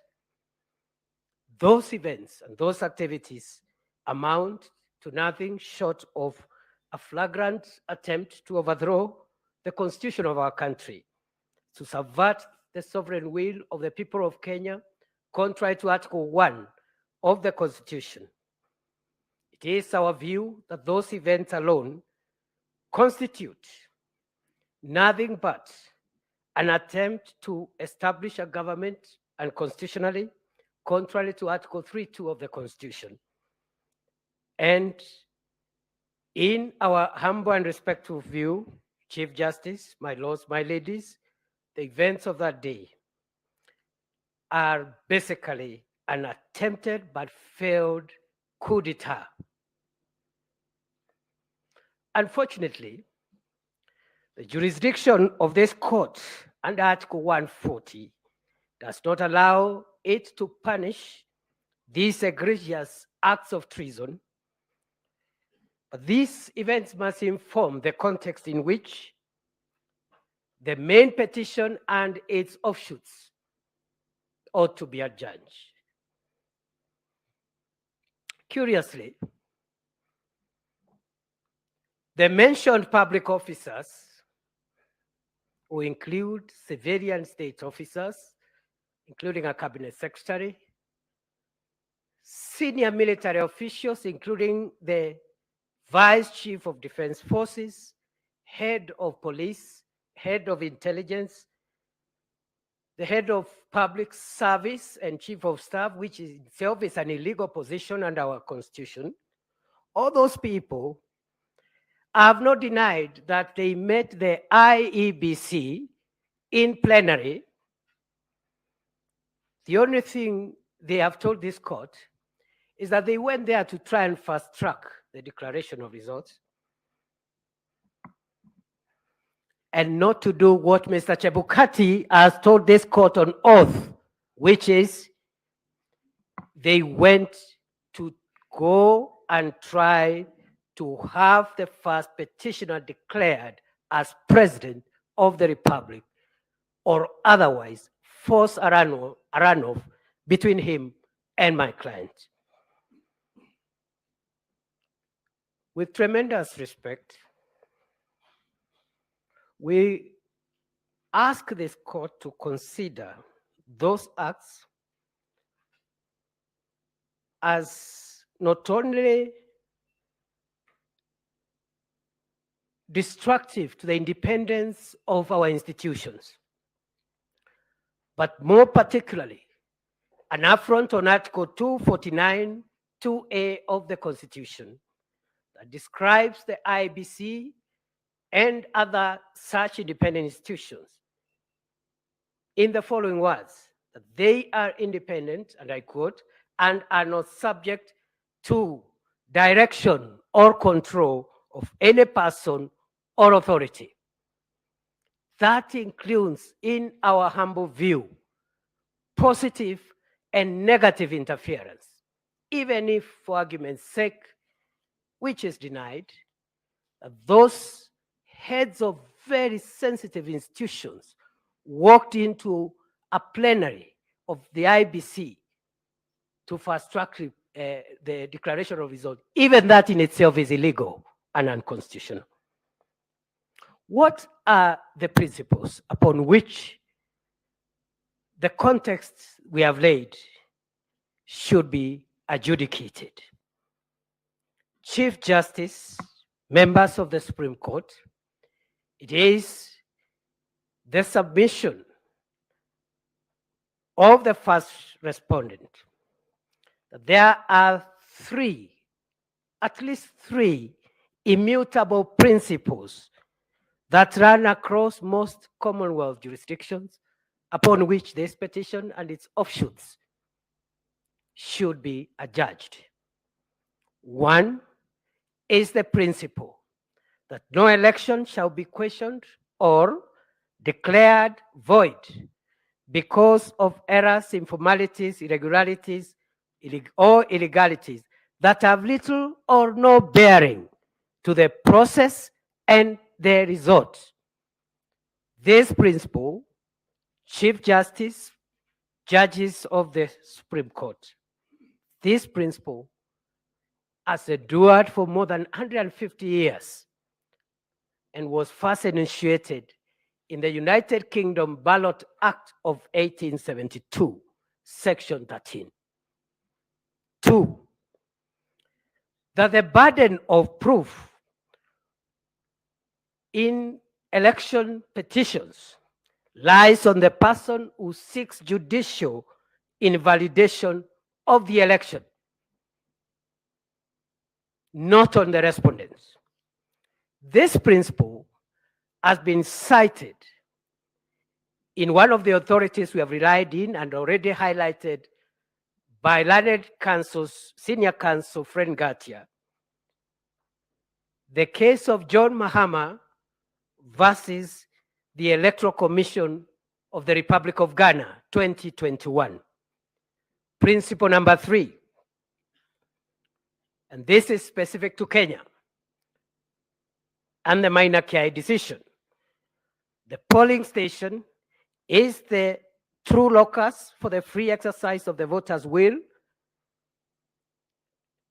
And I'm shocked to see the petitioner and the latest pseudo petitioner, because when I listened to the Attorney General with due respect, I clearly thought that we are listening to another petition, especially on the issue of Article 138.3c, despite the assurances that he was not opposed to any petition, and I think he fell short of saying he's supporting the petitions. What are the specific principles in the interest of time? The first one, those are the three are the general principles. What are the specific principles? One, and what I intend to demonstrate with these specific principles and the general principles is that the answer to the question on the issue number 5 is in the affirmative.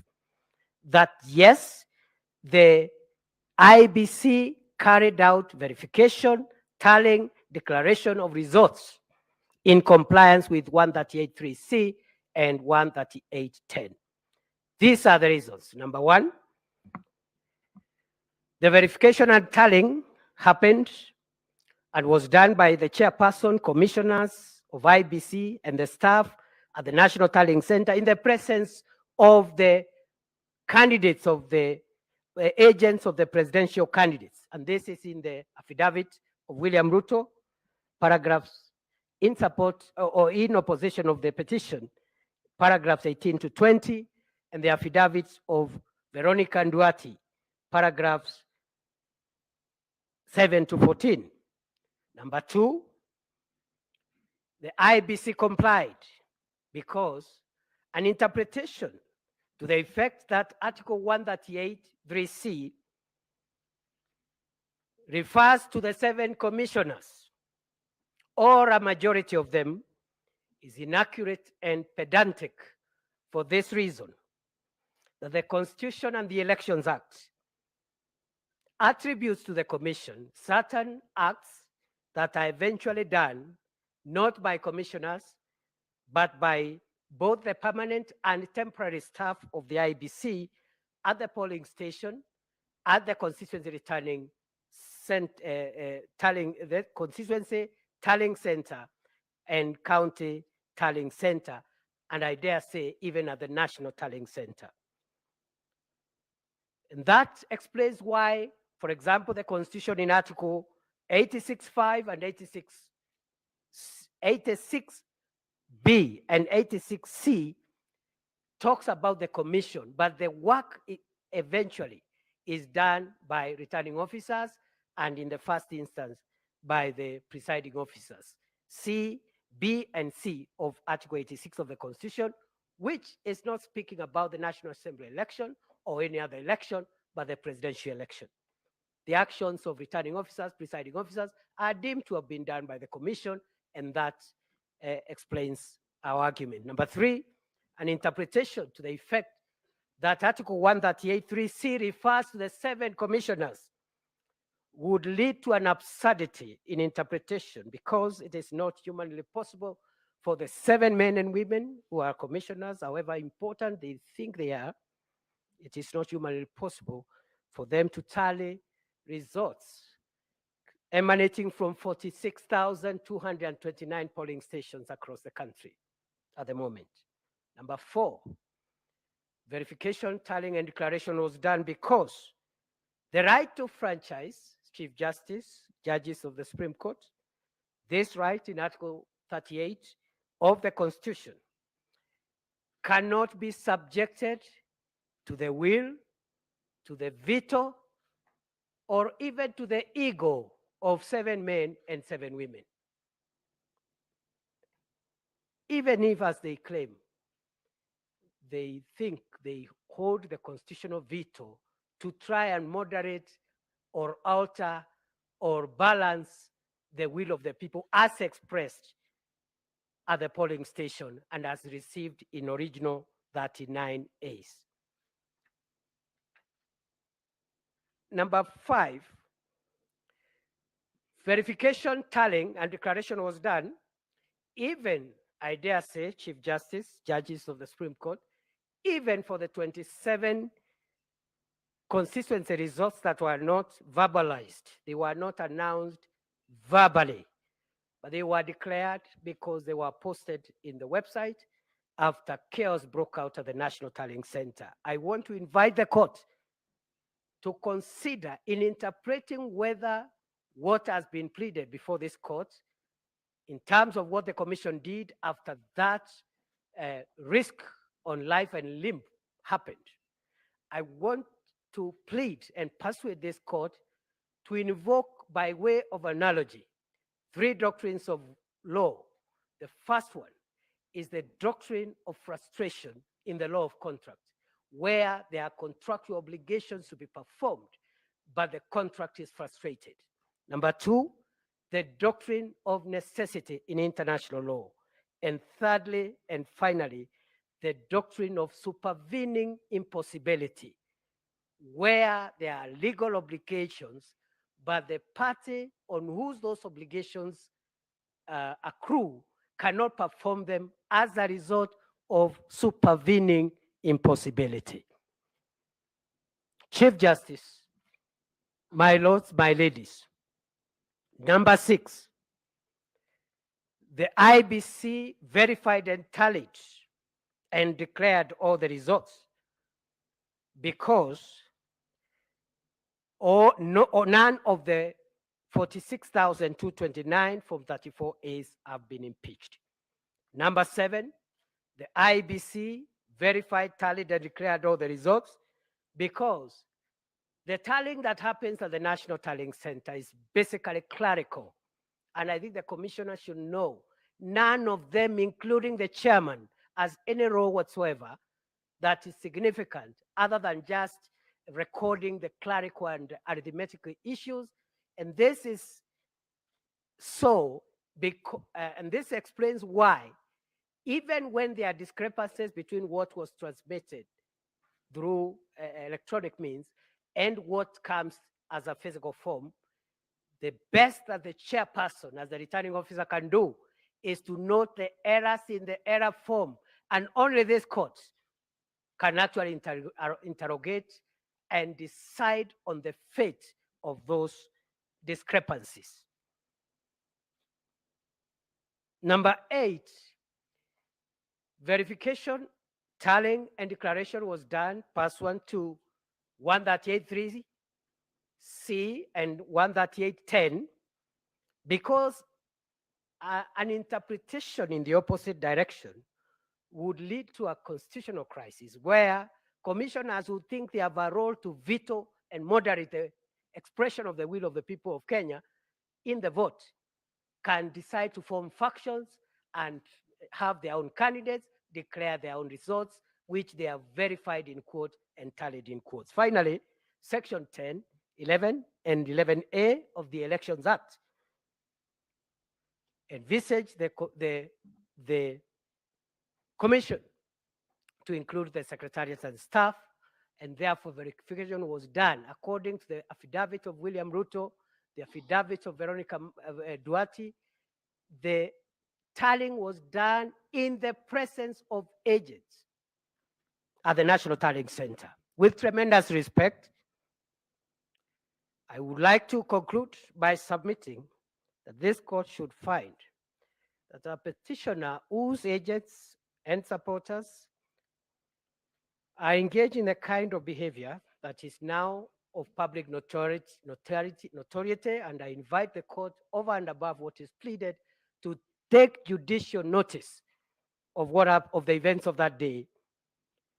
A petitioner whose supporters, sympathizers, and agents engaged in those kind of things should not be anywhere near the hallowed ground of a Supreme Court of the Republic of Kenya, trying to seek relief, among them a relief under Section 80A, that they be declared winners of an election that they didn't win. We submit that the mob that swelled our image, the image of our nation, including the conductors of the orchestra, are now before this court shouting loudest that we must release Barabbas.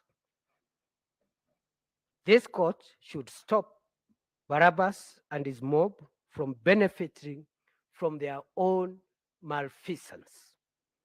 We pray that all the petitions, including the submissions by the Attorney General, particularly on this issue of Article 138, those petitions be struck out with costs. I respectfully and humbly submit. And now, with the permission of the Chief Justice and the court, I yield the microphone to Senior Counsel Kirago Kimani to address the court and submit on issue number 7 and number 8. I thank you.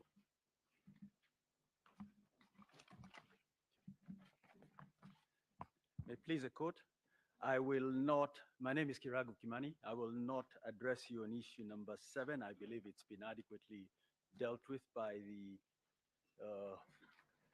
IEBC and its chairman. I will address you on only issue number 8, and I will try and avoid rehashing what the IEBC and its chairman addressed you, in my humble view, very effectively. This is simply looking at the test that has to be met by the petitioners in order to determine whether the election should be nullified.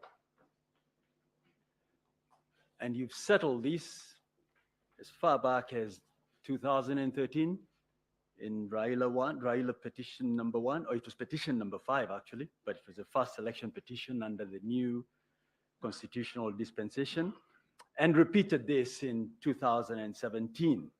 The long and short of it is that the question you must ask is whether it has been demonstrated that the election was conducted so badly that it was not substantially in accordance with the law relating to elections, in this case, the Elections Act in Articles 81 and 86. The burden is squarely on the petitioners to demonstrate indeed this is the case. The word used by Section 83 is magnitude, of such magnitude, really. It is not enough to demonstrate there were irregularities. It is not enough to show that there was a breach of the law. But it has to go beyond that to show that it affected the outcome. Has that been done? I'm not going to take you through the multiple allegations of irregularities and breaches of the law. But I've tried to look at these petitions, the 7 surviving ones, and I think there are approximately 46 allegations of breaches of the law and irregularities. This is a classic case of throwing everything other than the kitchen sink at your opponent. There are a lot of overlaps, but by and large, everything that could be said has been said. And I'll come back to this. The kitchen sink did show up a little later. But I don't want to walk you through all of these allegations. Let's just look at a few of these. It's alleged that there has been an infiltration of the IEBC system. I'm not going to rehash what Mr. Mahatomane so well explained to you. But I think these petitions are an invitation to this court to lay down the law. It's one of your jobs. That it's not enough to show up here and throw things out there and say, we hope some of it will stick. No. People must be held to account. They must be told, show us where the evidence is. And indeed, this is what Rule 9 of the Supreme Court presidential election rules requires, that when a petitioner presents a petition, they will also furnish evidence. Has that been done in my humble submission? No. This evidence of infiltration in the first instance was put in various affidavits. John Mark Githongo, you've been told about how he recanted this. There were allegations in various other affidavits. And what happened then? There was a robust response from the referee, the IEBC, and the first respondent. And then what do we have? We have a second burst of alleged evidence in the nature of an affidavit by George Njoroge. And we are not even, we didn't want to start playing games by saying this evidence should have come at the start as the rules require. So this case keeps being panel beaten as we move along. And it's not just petition number 5 where this happens. It has happened in another petition where you were addressed about 291 constituencies and not 290. I believe there was a question from a judge directed at this because there's a short answer to that, but the question was not directed at me. But that wasn't even pleaded. So what we have is a situation where you keep being told new things as we move along. There's another allegation that the IEBC was so dysfunctional that you couldn't possibly have an election that complies with the dictates of Article 86. And we are told that this started even before. Now the question is, why wasn't a challenge made to the mandate or to this institution before the elections? An Article 140 petition is very narrow. It concerns the results and nothing more. This petition has been turned, or these petitions, by many of the petitions, has been converted into an attack on the second, on the chairman or the chairperson of the IEBC. It's not the function of the court to look at the conduct of the chairperson with a view to taking action. You were addressed in great detail as to why or how he has affected the last 2-3 elections. So what were we waiting for when Article 251 tells us what to do? The Leadership and the Integrity Act tells us what to do. Let me very quickly, without going into any more of these 46 alleged irregularities and breaches of the law, just try and illustrate just how bad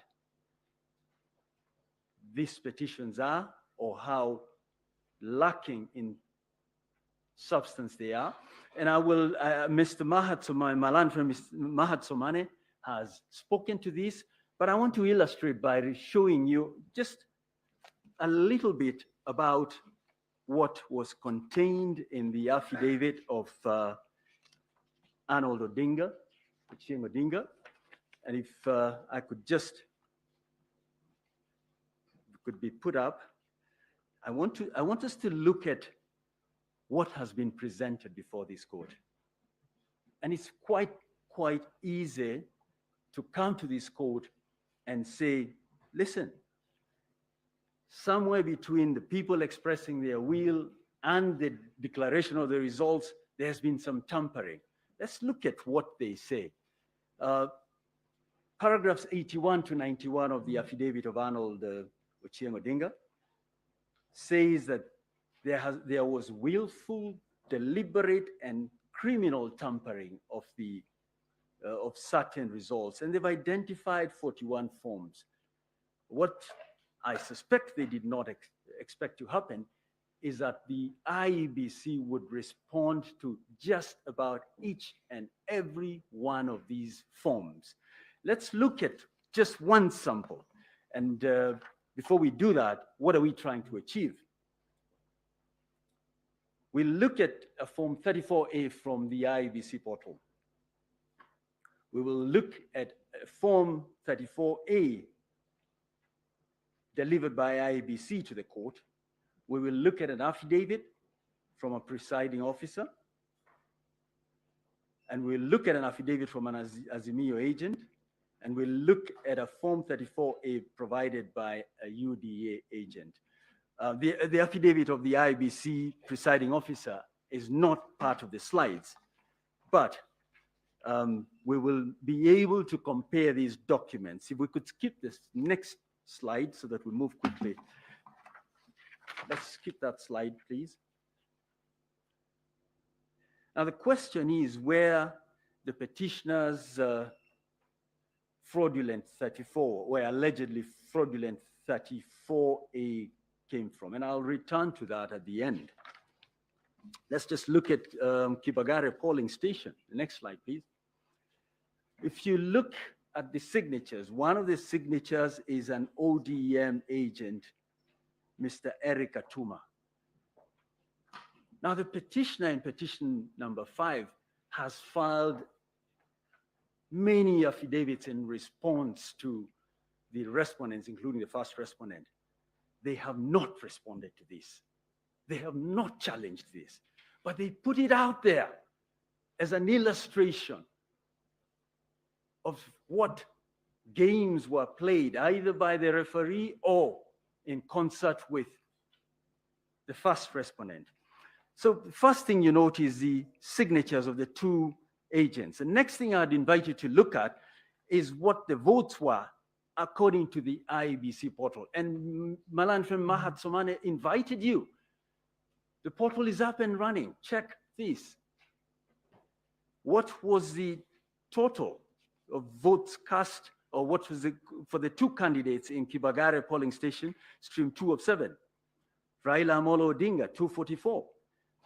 Mr. William Samoei Ruto, 114. Let's go to the next slide. If you look at the affidavit of the presiding officer, he's produced a similar Form 34A. It says it gives the same outcome. The next slide. The UDA agent, same 244 and 114. Then you have the next slide, the Azimio agent, again, 224, 114. The next slide is the affidavit of their own agent. He says, what is in Mr. Odinga's affidavit is not what I submitted to the party. They decide, we're not going to respond to that.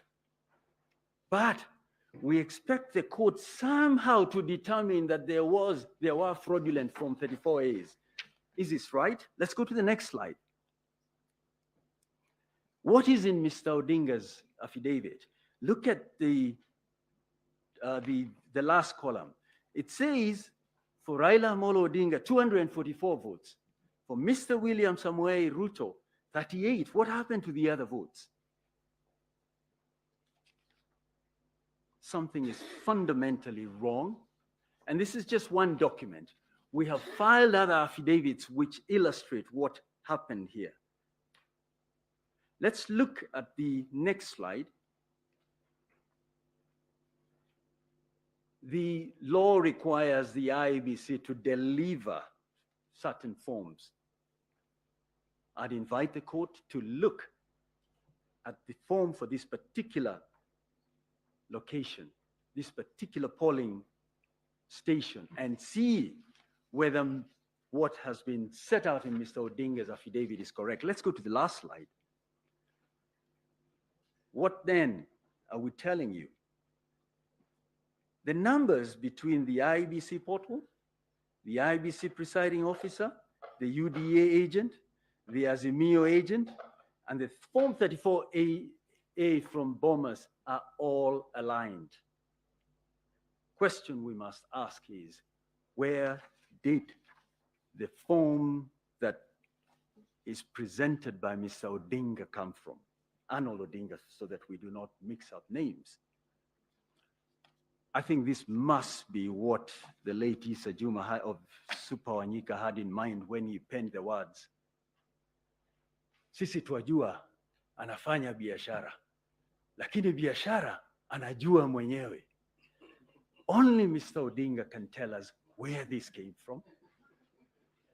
And the other 40, they are not part of what was actually the product of the people expressing their will. So, in a nutshell, even without trying to demonstrate to you how the other irregularities and alleged infringements of the law have not affected the law, the petitioners fall far short of what is expected. But let me look at one or two things, because one of the things that has really featured a lot, and I'm going to try and avoid rehashing what has been said by the other lawyers, is that the commissioners have a significant role. That what 138(3)(c) means is that the commissioners, the 7 men and women, have to be involved in the exercise that is to be undertaken. With respect, this submission is skewed by a failure to interpret the Constitution correctly. I think it's long been settled that the Constitution, the interpretation of the Constitution, looks both at the text and the context. And what has happened here is that the petitioners have decided we will stick with the text. And even that they stretch. They say the IEBC, the commission, means there's 7 of them. With respect, that's an invitation to the Supreme Court to, through the back door, overturn what Maina Kiai said, which is that you start at the lowest level and cascade things, but it is not the job of 7 men and women.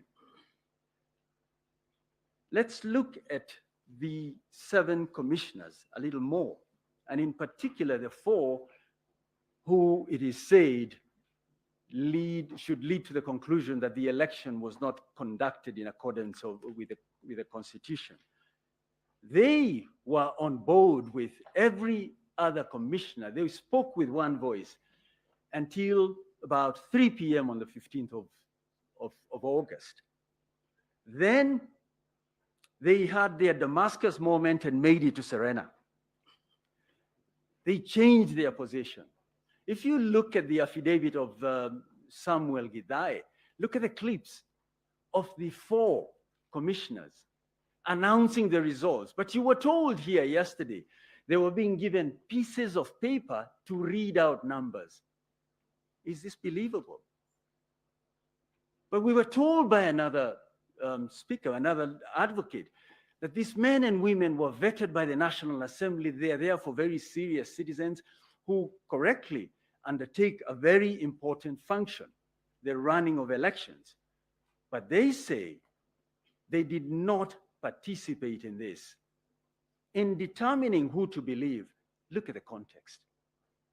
Look at the whole series of events from when the nomination took place, when the ballot papers were printed, including the supervision that they undertook, and determine whether these 4 commissioners are to be believed. Mr.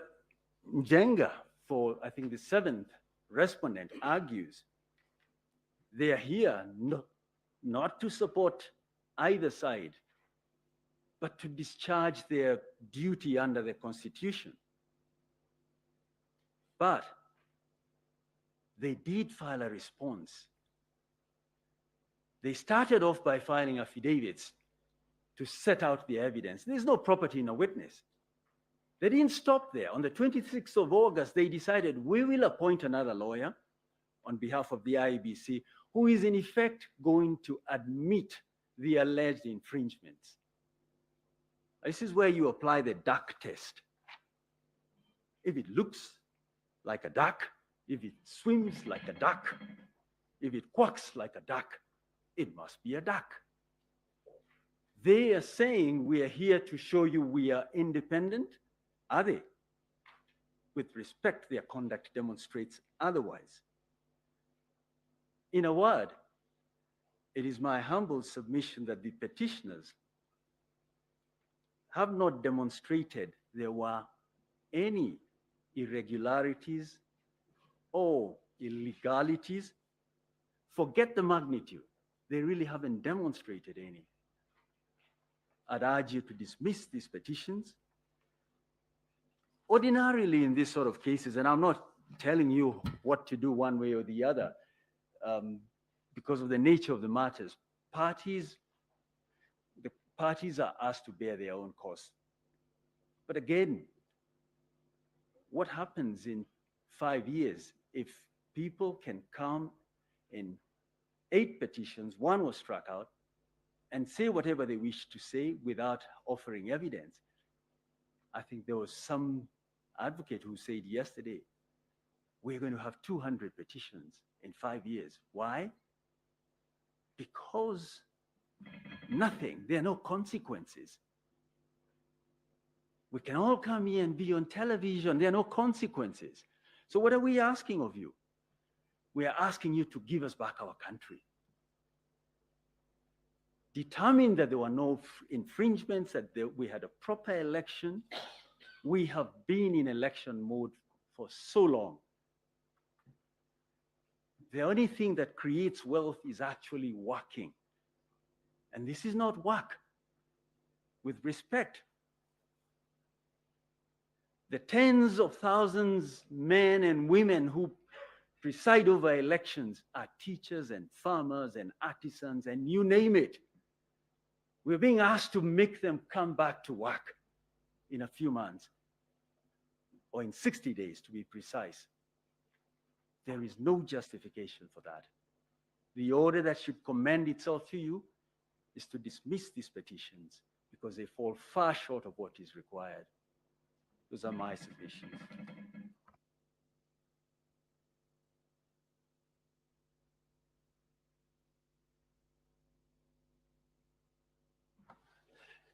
Mr. Kioko Kilukumi will now address you on the 9th issue.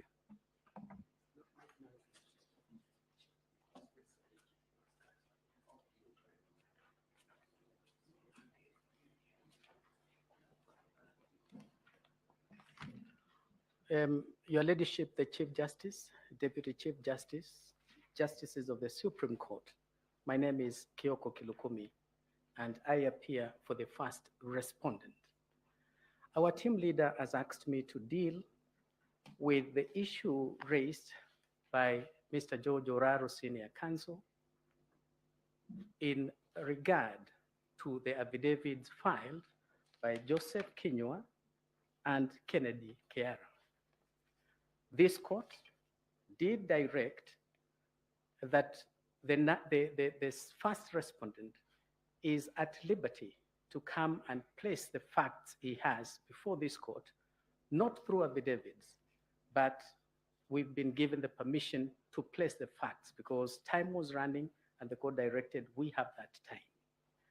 The first respondent wishes to place it on record that under Article 240 of the Kenya Constitution, there is established a National Security Council.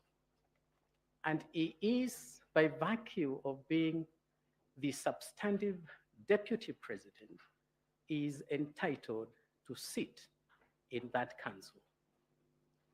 He says, in the last 5 years, the council has not sat and discussed anything to do with elections.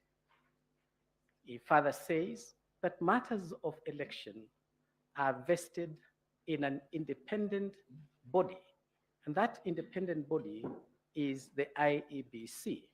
That is the body that has the constitutional mandate to deal with elections. He further says, during that period of 5 years, the council has not asked the National Security Advisory Committee to deal with IEBC on any matter relating to elections. And he takes the position that the visit by members of the National Security Advisory Committee to IEBC at the Tallying Center was an interference with the functions of IEBC. And it was calculated, given the membership who was sent there, it was designed and calculated to intimidate the chair of the IEBC and to seek to influence the outcome of the election. We ask the court to note that these affidavits were provoked by what Mr. Chebukati said in his affidavit sworn on the 26th of August, 2022.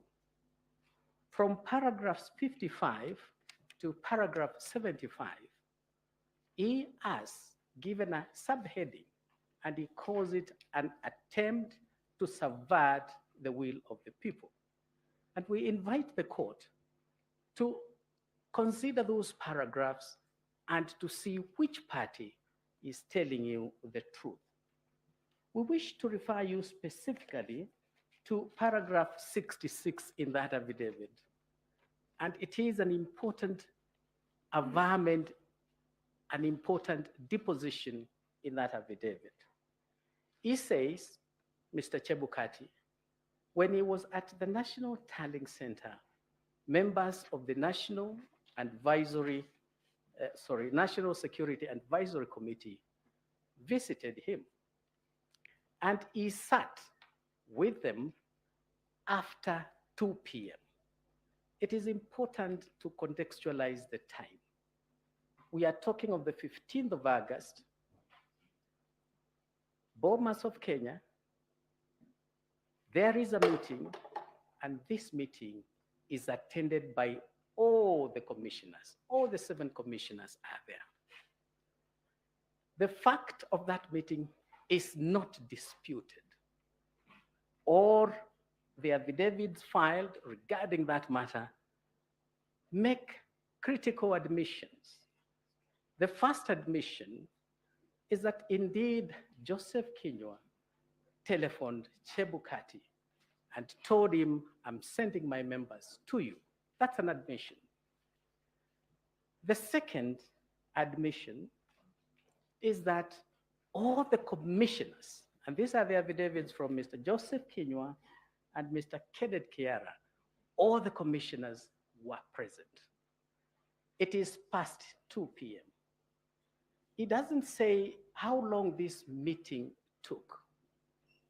The country had been put on notice. Elections results will be declared at 3 p.m. And once you look at the paragraph I've referred the court to, Mr. Chebukati says the message from this powerful committee was simple. Declare these elections in favor of the petitioner, the first petitioner in petition number 5. If you are not able to do so, please massage the electoral data and force a runoff. And now that issue was discussed openly by the members of this powerful committee and all the commissioners in IEBC. The 4 commissioners made it very clear the suggestion from the Security Committee is reasonable and we should actually accommodate it. We should think of doing it. The 3 commissioners, and all of them have sworn affidavit attesting to that. The 3 commissioners said, nothing doing. We will declare these elections in accordance with the Constitution of Kenya, and we will declare the legitimate results. And so we ask the court, you do not have the advantage of witnesses being cross-examined, but you have the ability to look at all the accounts and see which account is more probable. The meeting starts past 2. Elections were to be declared at 3. At 4 p.m., the 4 commissioners are in the Serena Hotel. Our TV screens has been split. One side says 4 commissioners are disowning the results. The other screen is showing us chaos in Bomas, attack on the chair of IEBC, attack on the 2 other commissioners. Do you believe, will this court believe that members of the National Security Advisory Committee was going to discuss matters of security when in less than 1 hour, 2 hours, the electoral commissioners are being assaulted, and this is being broadcast live. Assaulted, a cognizable offense. Police are in Bomas of Kenya. Nobody's arrested, and the people who are doing these attacks are well known. So we ask you to consider that fact in trying to see which account is likely to be true. The commissioners at Serena Hotel opened by saying, we've conducted a very good election. It's only gone bad towards the end. You will ask yourselves, does somebody disown results which he doesn't know? Do you believe these commissioners did not know what the outcome has been?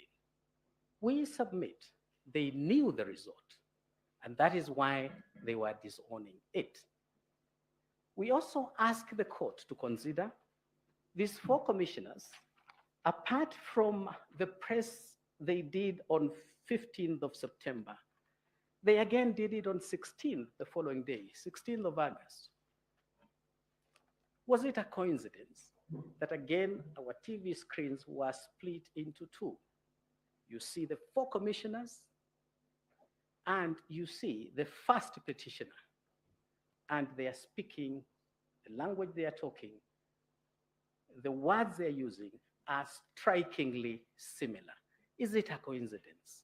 These are matters we invite the court to consider in trying to ask itself, which account do we believe? I urge this court to believe the account given by the 3 commissioners. The will of the people was just about to be subverted.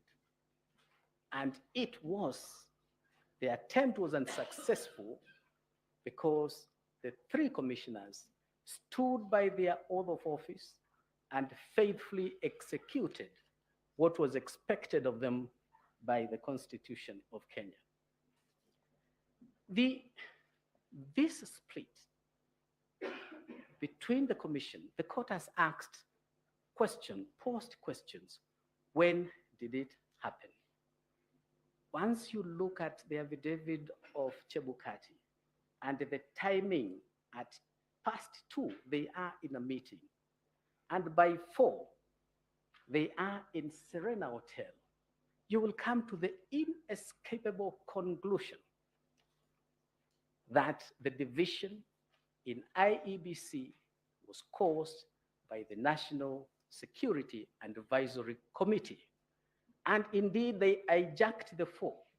That is why the 4 would approach this court for the very first time in the history of this country, approach the court to seek nullification of an election that they still pretended, and that they said they conducted a very good election. We ask the court to take into account that there appears to have been a mistaken impression that presidential elections are determined by commissioners. Anybody who wants to become the president of Kenya must have in his corner the Kenyan electorate. And that voter who turns up in the polling station, not the one who stays away. And if you convince that voter who turns out and you get the majority of votes, you become the president. 7 commissioners cannot make you the president. 4 commissioners cannot make you the president.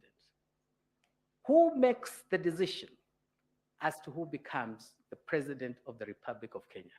It is our humble submission. It is not the commission. It is not any of the commissioners.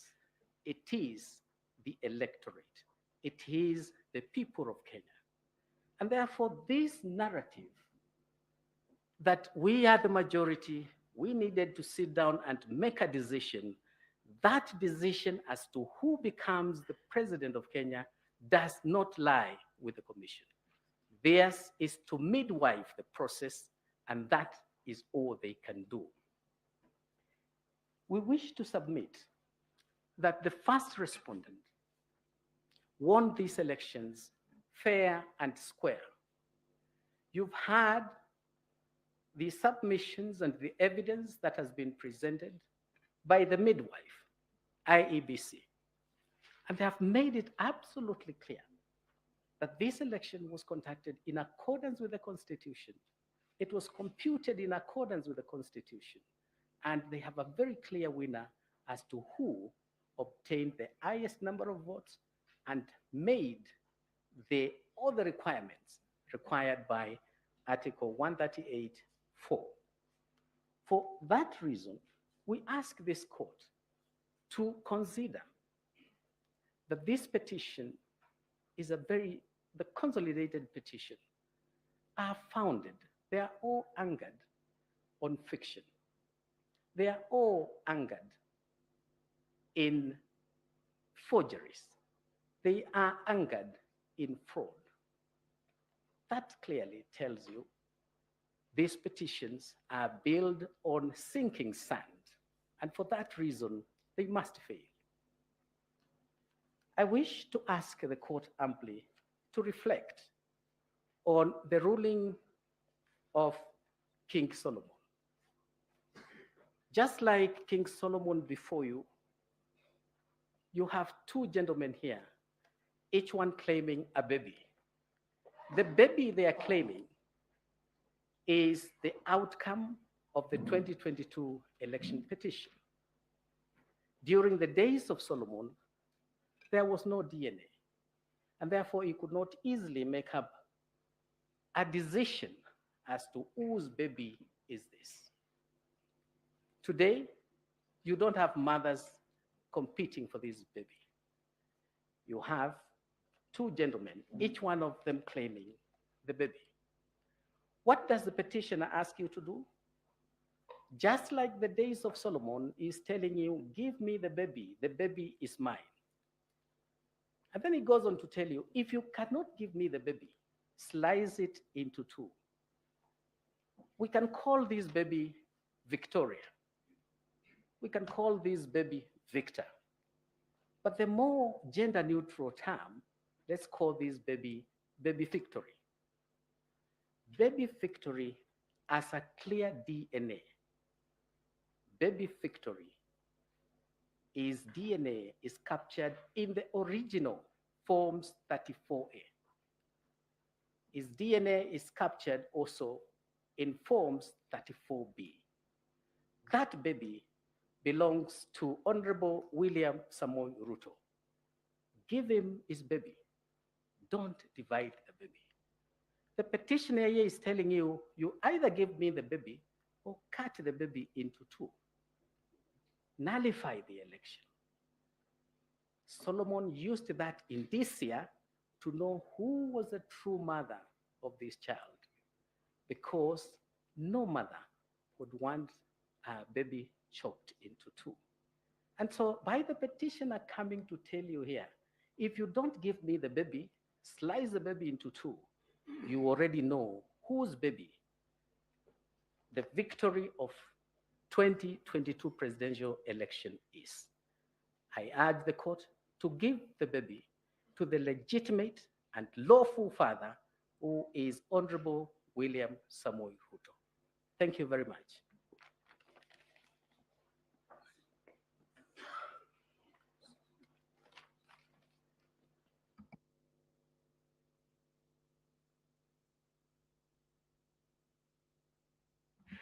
I'm sorry, Your Ladyship, the Chief Justice, Justices of the Supreme Court. I wanted to yield the floor to my senior friend, Gatia, Senior Counsel. Thank you.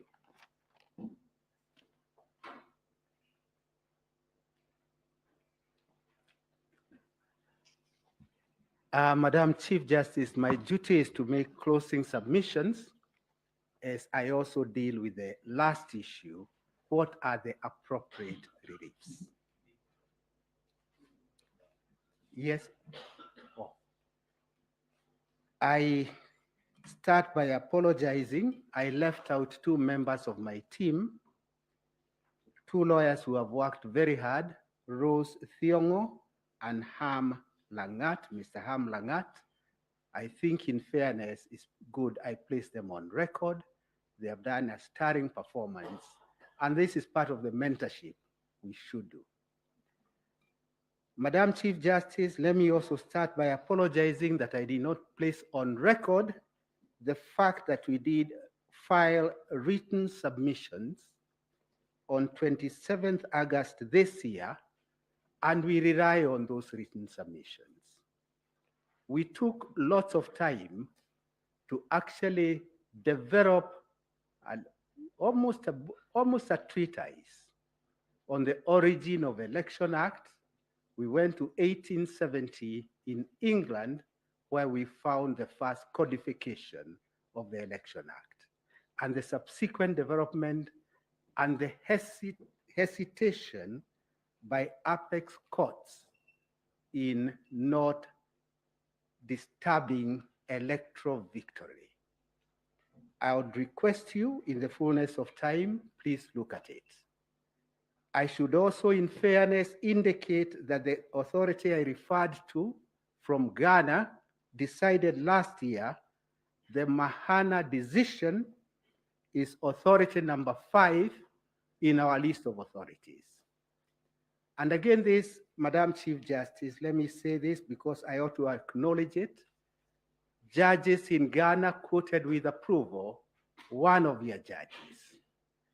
Writing of this apex court are now being quoted with approval in the continent of Africa. And if I could say so, this is also because of the very vibrant advocacy by my learned friends. So if we could participate in enriching the jurisprudence in Kenya and Africa, so be it. I now go to a very brief response overview. You have a petition before you by Julia, I think is now number 7, the one about special group of people, 500,000, who allegedly were denied the right to vote. And this is what we call not now fiction, but theory, pleading or drafting a petition on the basis of abstract principles. The so-called 500 people, not a single one of them have filed an affidavit to say because they were working for IEBC or were working in any hospital, they were deprived an opportunity to vote. In other words, this court must also try to establish some rules of engagement.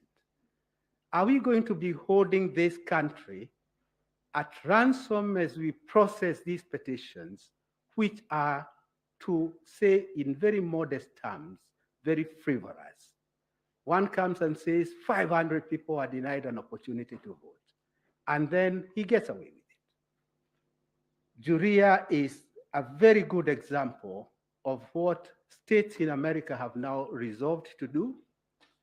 They do punish a pleader who files a pleading with the full knowledge that what is being pleaded is incorrect. I go to another case, another area of so-called suppression of votes. This is another constant denominator, that is suppression of vote, because the vote, one level of votes was not held. And the question is, where is the empirical evidence that because there's no voting for a senator, then the turnout for votes for the presidency are suppressed, and suppressed in relation to only one candidate, not both candidates.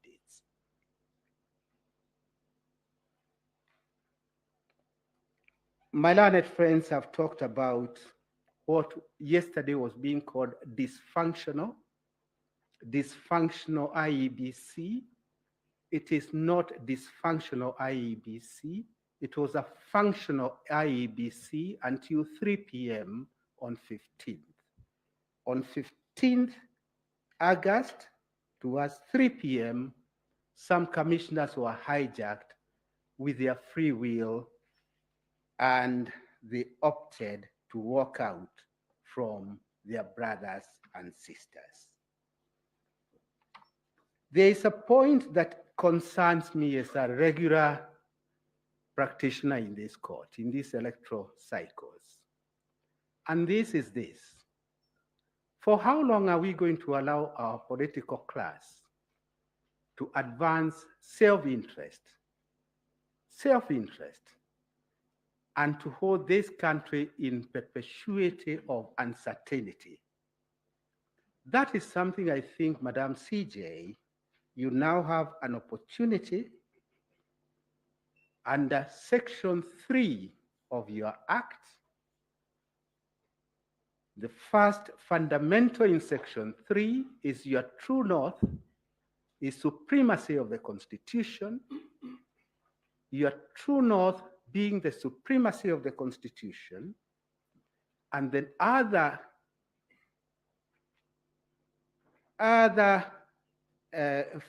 factor to consider is that this court is required to help us develop even a political path for this country.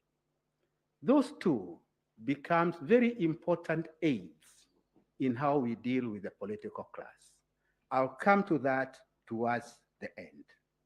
But it is something of concern, because unless it is captured early, I do not see great hope in the way we are proceeding. Madam CJ, first and second respondents are very ordinary Kenyans, very ordinary, humble origin, and this is a country I always have thought is a country of hope and opportunity. Hope and opportunity for each and every Kenyan. A child from humble origin ought to aspire one day to be a Chief Justice of this country. A child of very humble origin ought to aspire to be a top surgeon in this country. I say all this because, in all fairness, unless we show hope and opportunity to all, then we'll be missing an important aspect of our growth. There were questions that were posed to my learned friends. Since I won't have another opportunity, allow me just a few minutes to deal with a few of them. I'll start with the first question about rejected votes. It was posed by one of the judges. Rejected votes is a point we litigated in Raila 1, that is 2013, not as a side issue, but it was the subject of a petition. In 2013, there was a petition dealing with nothing but rejected votes. Rejected votes, Madam CJ, can be the third candidate. It's very easy for rejected votes to be the third candidate. And in 2013 at Bomas, where I had the pleasure and privilege of being the chief agent for the candidate, it became quite obvious that rejected candidates will be the third candidate in that contest. And if they were to be factored then the whole purpose of rejected votes is to bring down the victory of the candidate who would otherwise have won. So it is a point we litigated at length. Some of my learned friends, my seniors, we litigated at length, and this court held and found that what is to be considered are the valid votes cast. So in my submission, that is a point that has been dealt with. It was again repeated by the court in Ghana. Last year, they rejected the notion of considering rejected votes in the final tally. As a matter of fact, now that I remember, I'm getting a little older. I was clearer then in 2013. It is a misconception to call them rejected votes. It is actually rejected ballot, because a vote is that which is valid, which expresses a choice. So those so-called rejected votes are actually rejected ballot, the rejected ballot papers. The same holds true for spoiled ballots, and the same holds true for stray ballots. As fate would have it, you will not even know about the stray ballots at the point that the tallying is going on.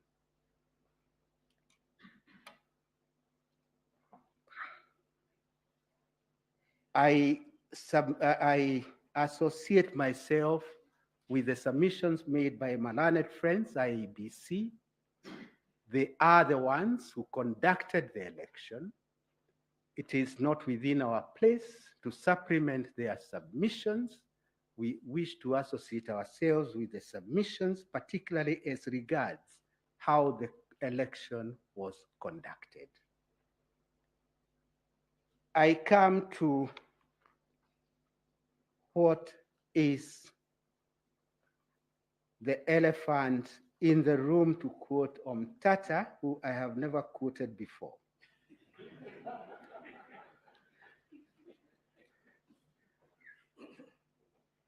What is the way forward? On the one hand, you are being requested by many of my learned friends. Actually, all of them in unison. Is the first time I have seen so many lawyers making the same request: nullification of the election. Almost reminds me of the trial of Christ. Crucify him, nullify the election. After nullification of the election, no solution is provided. But all they request is nullify the election. As you consider the rival position, I will request you to consider the following. In the event you nullify the election, you will effectively be rejecting the substantive truth that the majority of voters in this country express their free choice.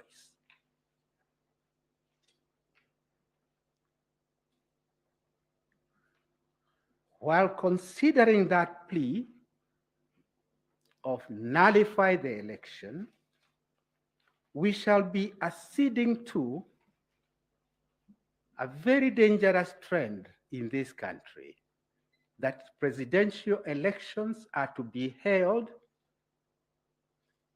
and if I'm aggrieved, not because of any error, but I want to hold the country at ransom, I will walk to the Supreme Court and the election will be nullified. While considering that request, please also consider the far-reaching consequences that we all participated, we all experienced in 2017. That is on the one hand. On the other hand, the first and second respondent come to you with a request. The request is voters did exercise their right. Hold them to that covenant. The covenant is they made a choice. Do allow the country to now move forward. We cannot and cannot afford election mode in perpetuity. I think I have said enough to demonstrate where my mind is. It is time for finality and stability. Finality and stability. In doing so, Madam Chief Justice, you'll be sending yet another signal to the political class. And here I am not finger pointing anybody. As I said in 2013, what I say for this client is what I'll say for the next client who is in that class. The country does not belong to them. This country belongs to all of us. And since the country belongs to all of us, no person should consider that there is an entitlement. Considering that there is an entitlement is to engage in an illusion. That illusion ought to be replaced by reality. Reality is that it is voters who make their choice. And once voters have made their choice, let us inculcate a culture that my brothers and sisters on this side are now used to. We walk to our court. We may think the law is on our side. We may think we are entitled to victory. But we accept the verdict of the court because much as we may think we are eloquent litigators, the final word is always with the court. With those comments, may I very humbly and respectfully request this court to let this cycle come to an end so that we can get back to our business, the business of developing our country. With those remarks, I would wish to close and to donate the 30 minutes to the court because we are patriotic enough to know that it's not really in the interest of this country to engage this never-ending circle of litigation. Thank you very much. Unless you have any questions for us, that's the end of our case.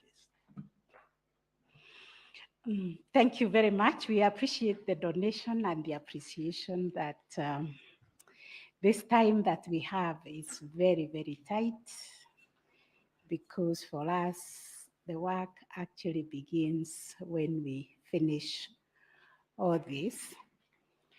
The bench will have questions to those submissions that have been made today.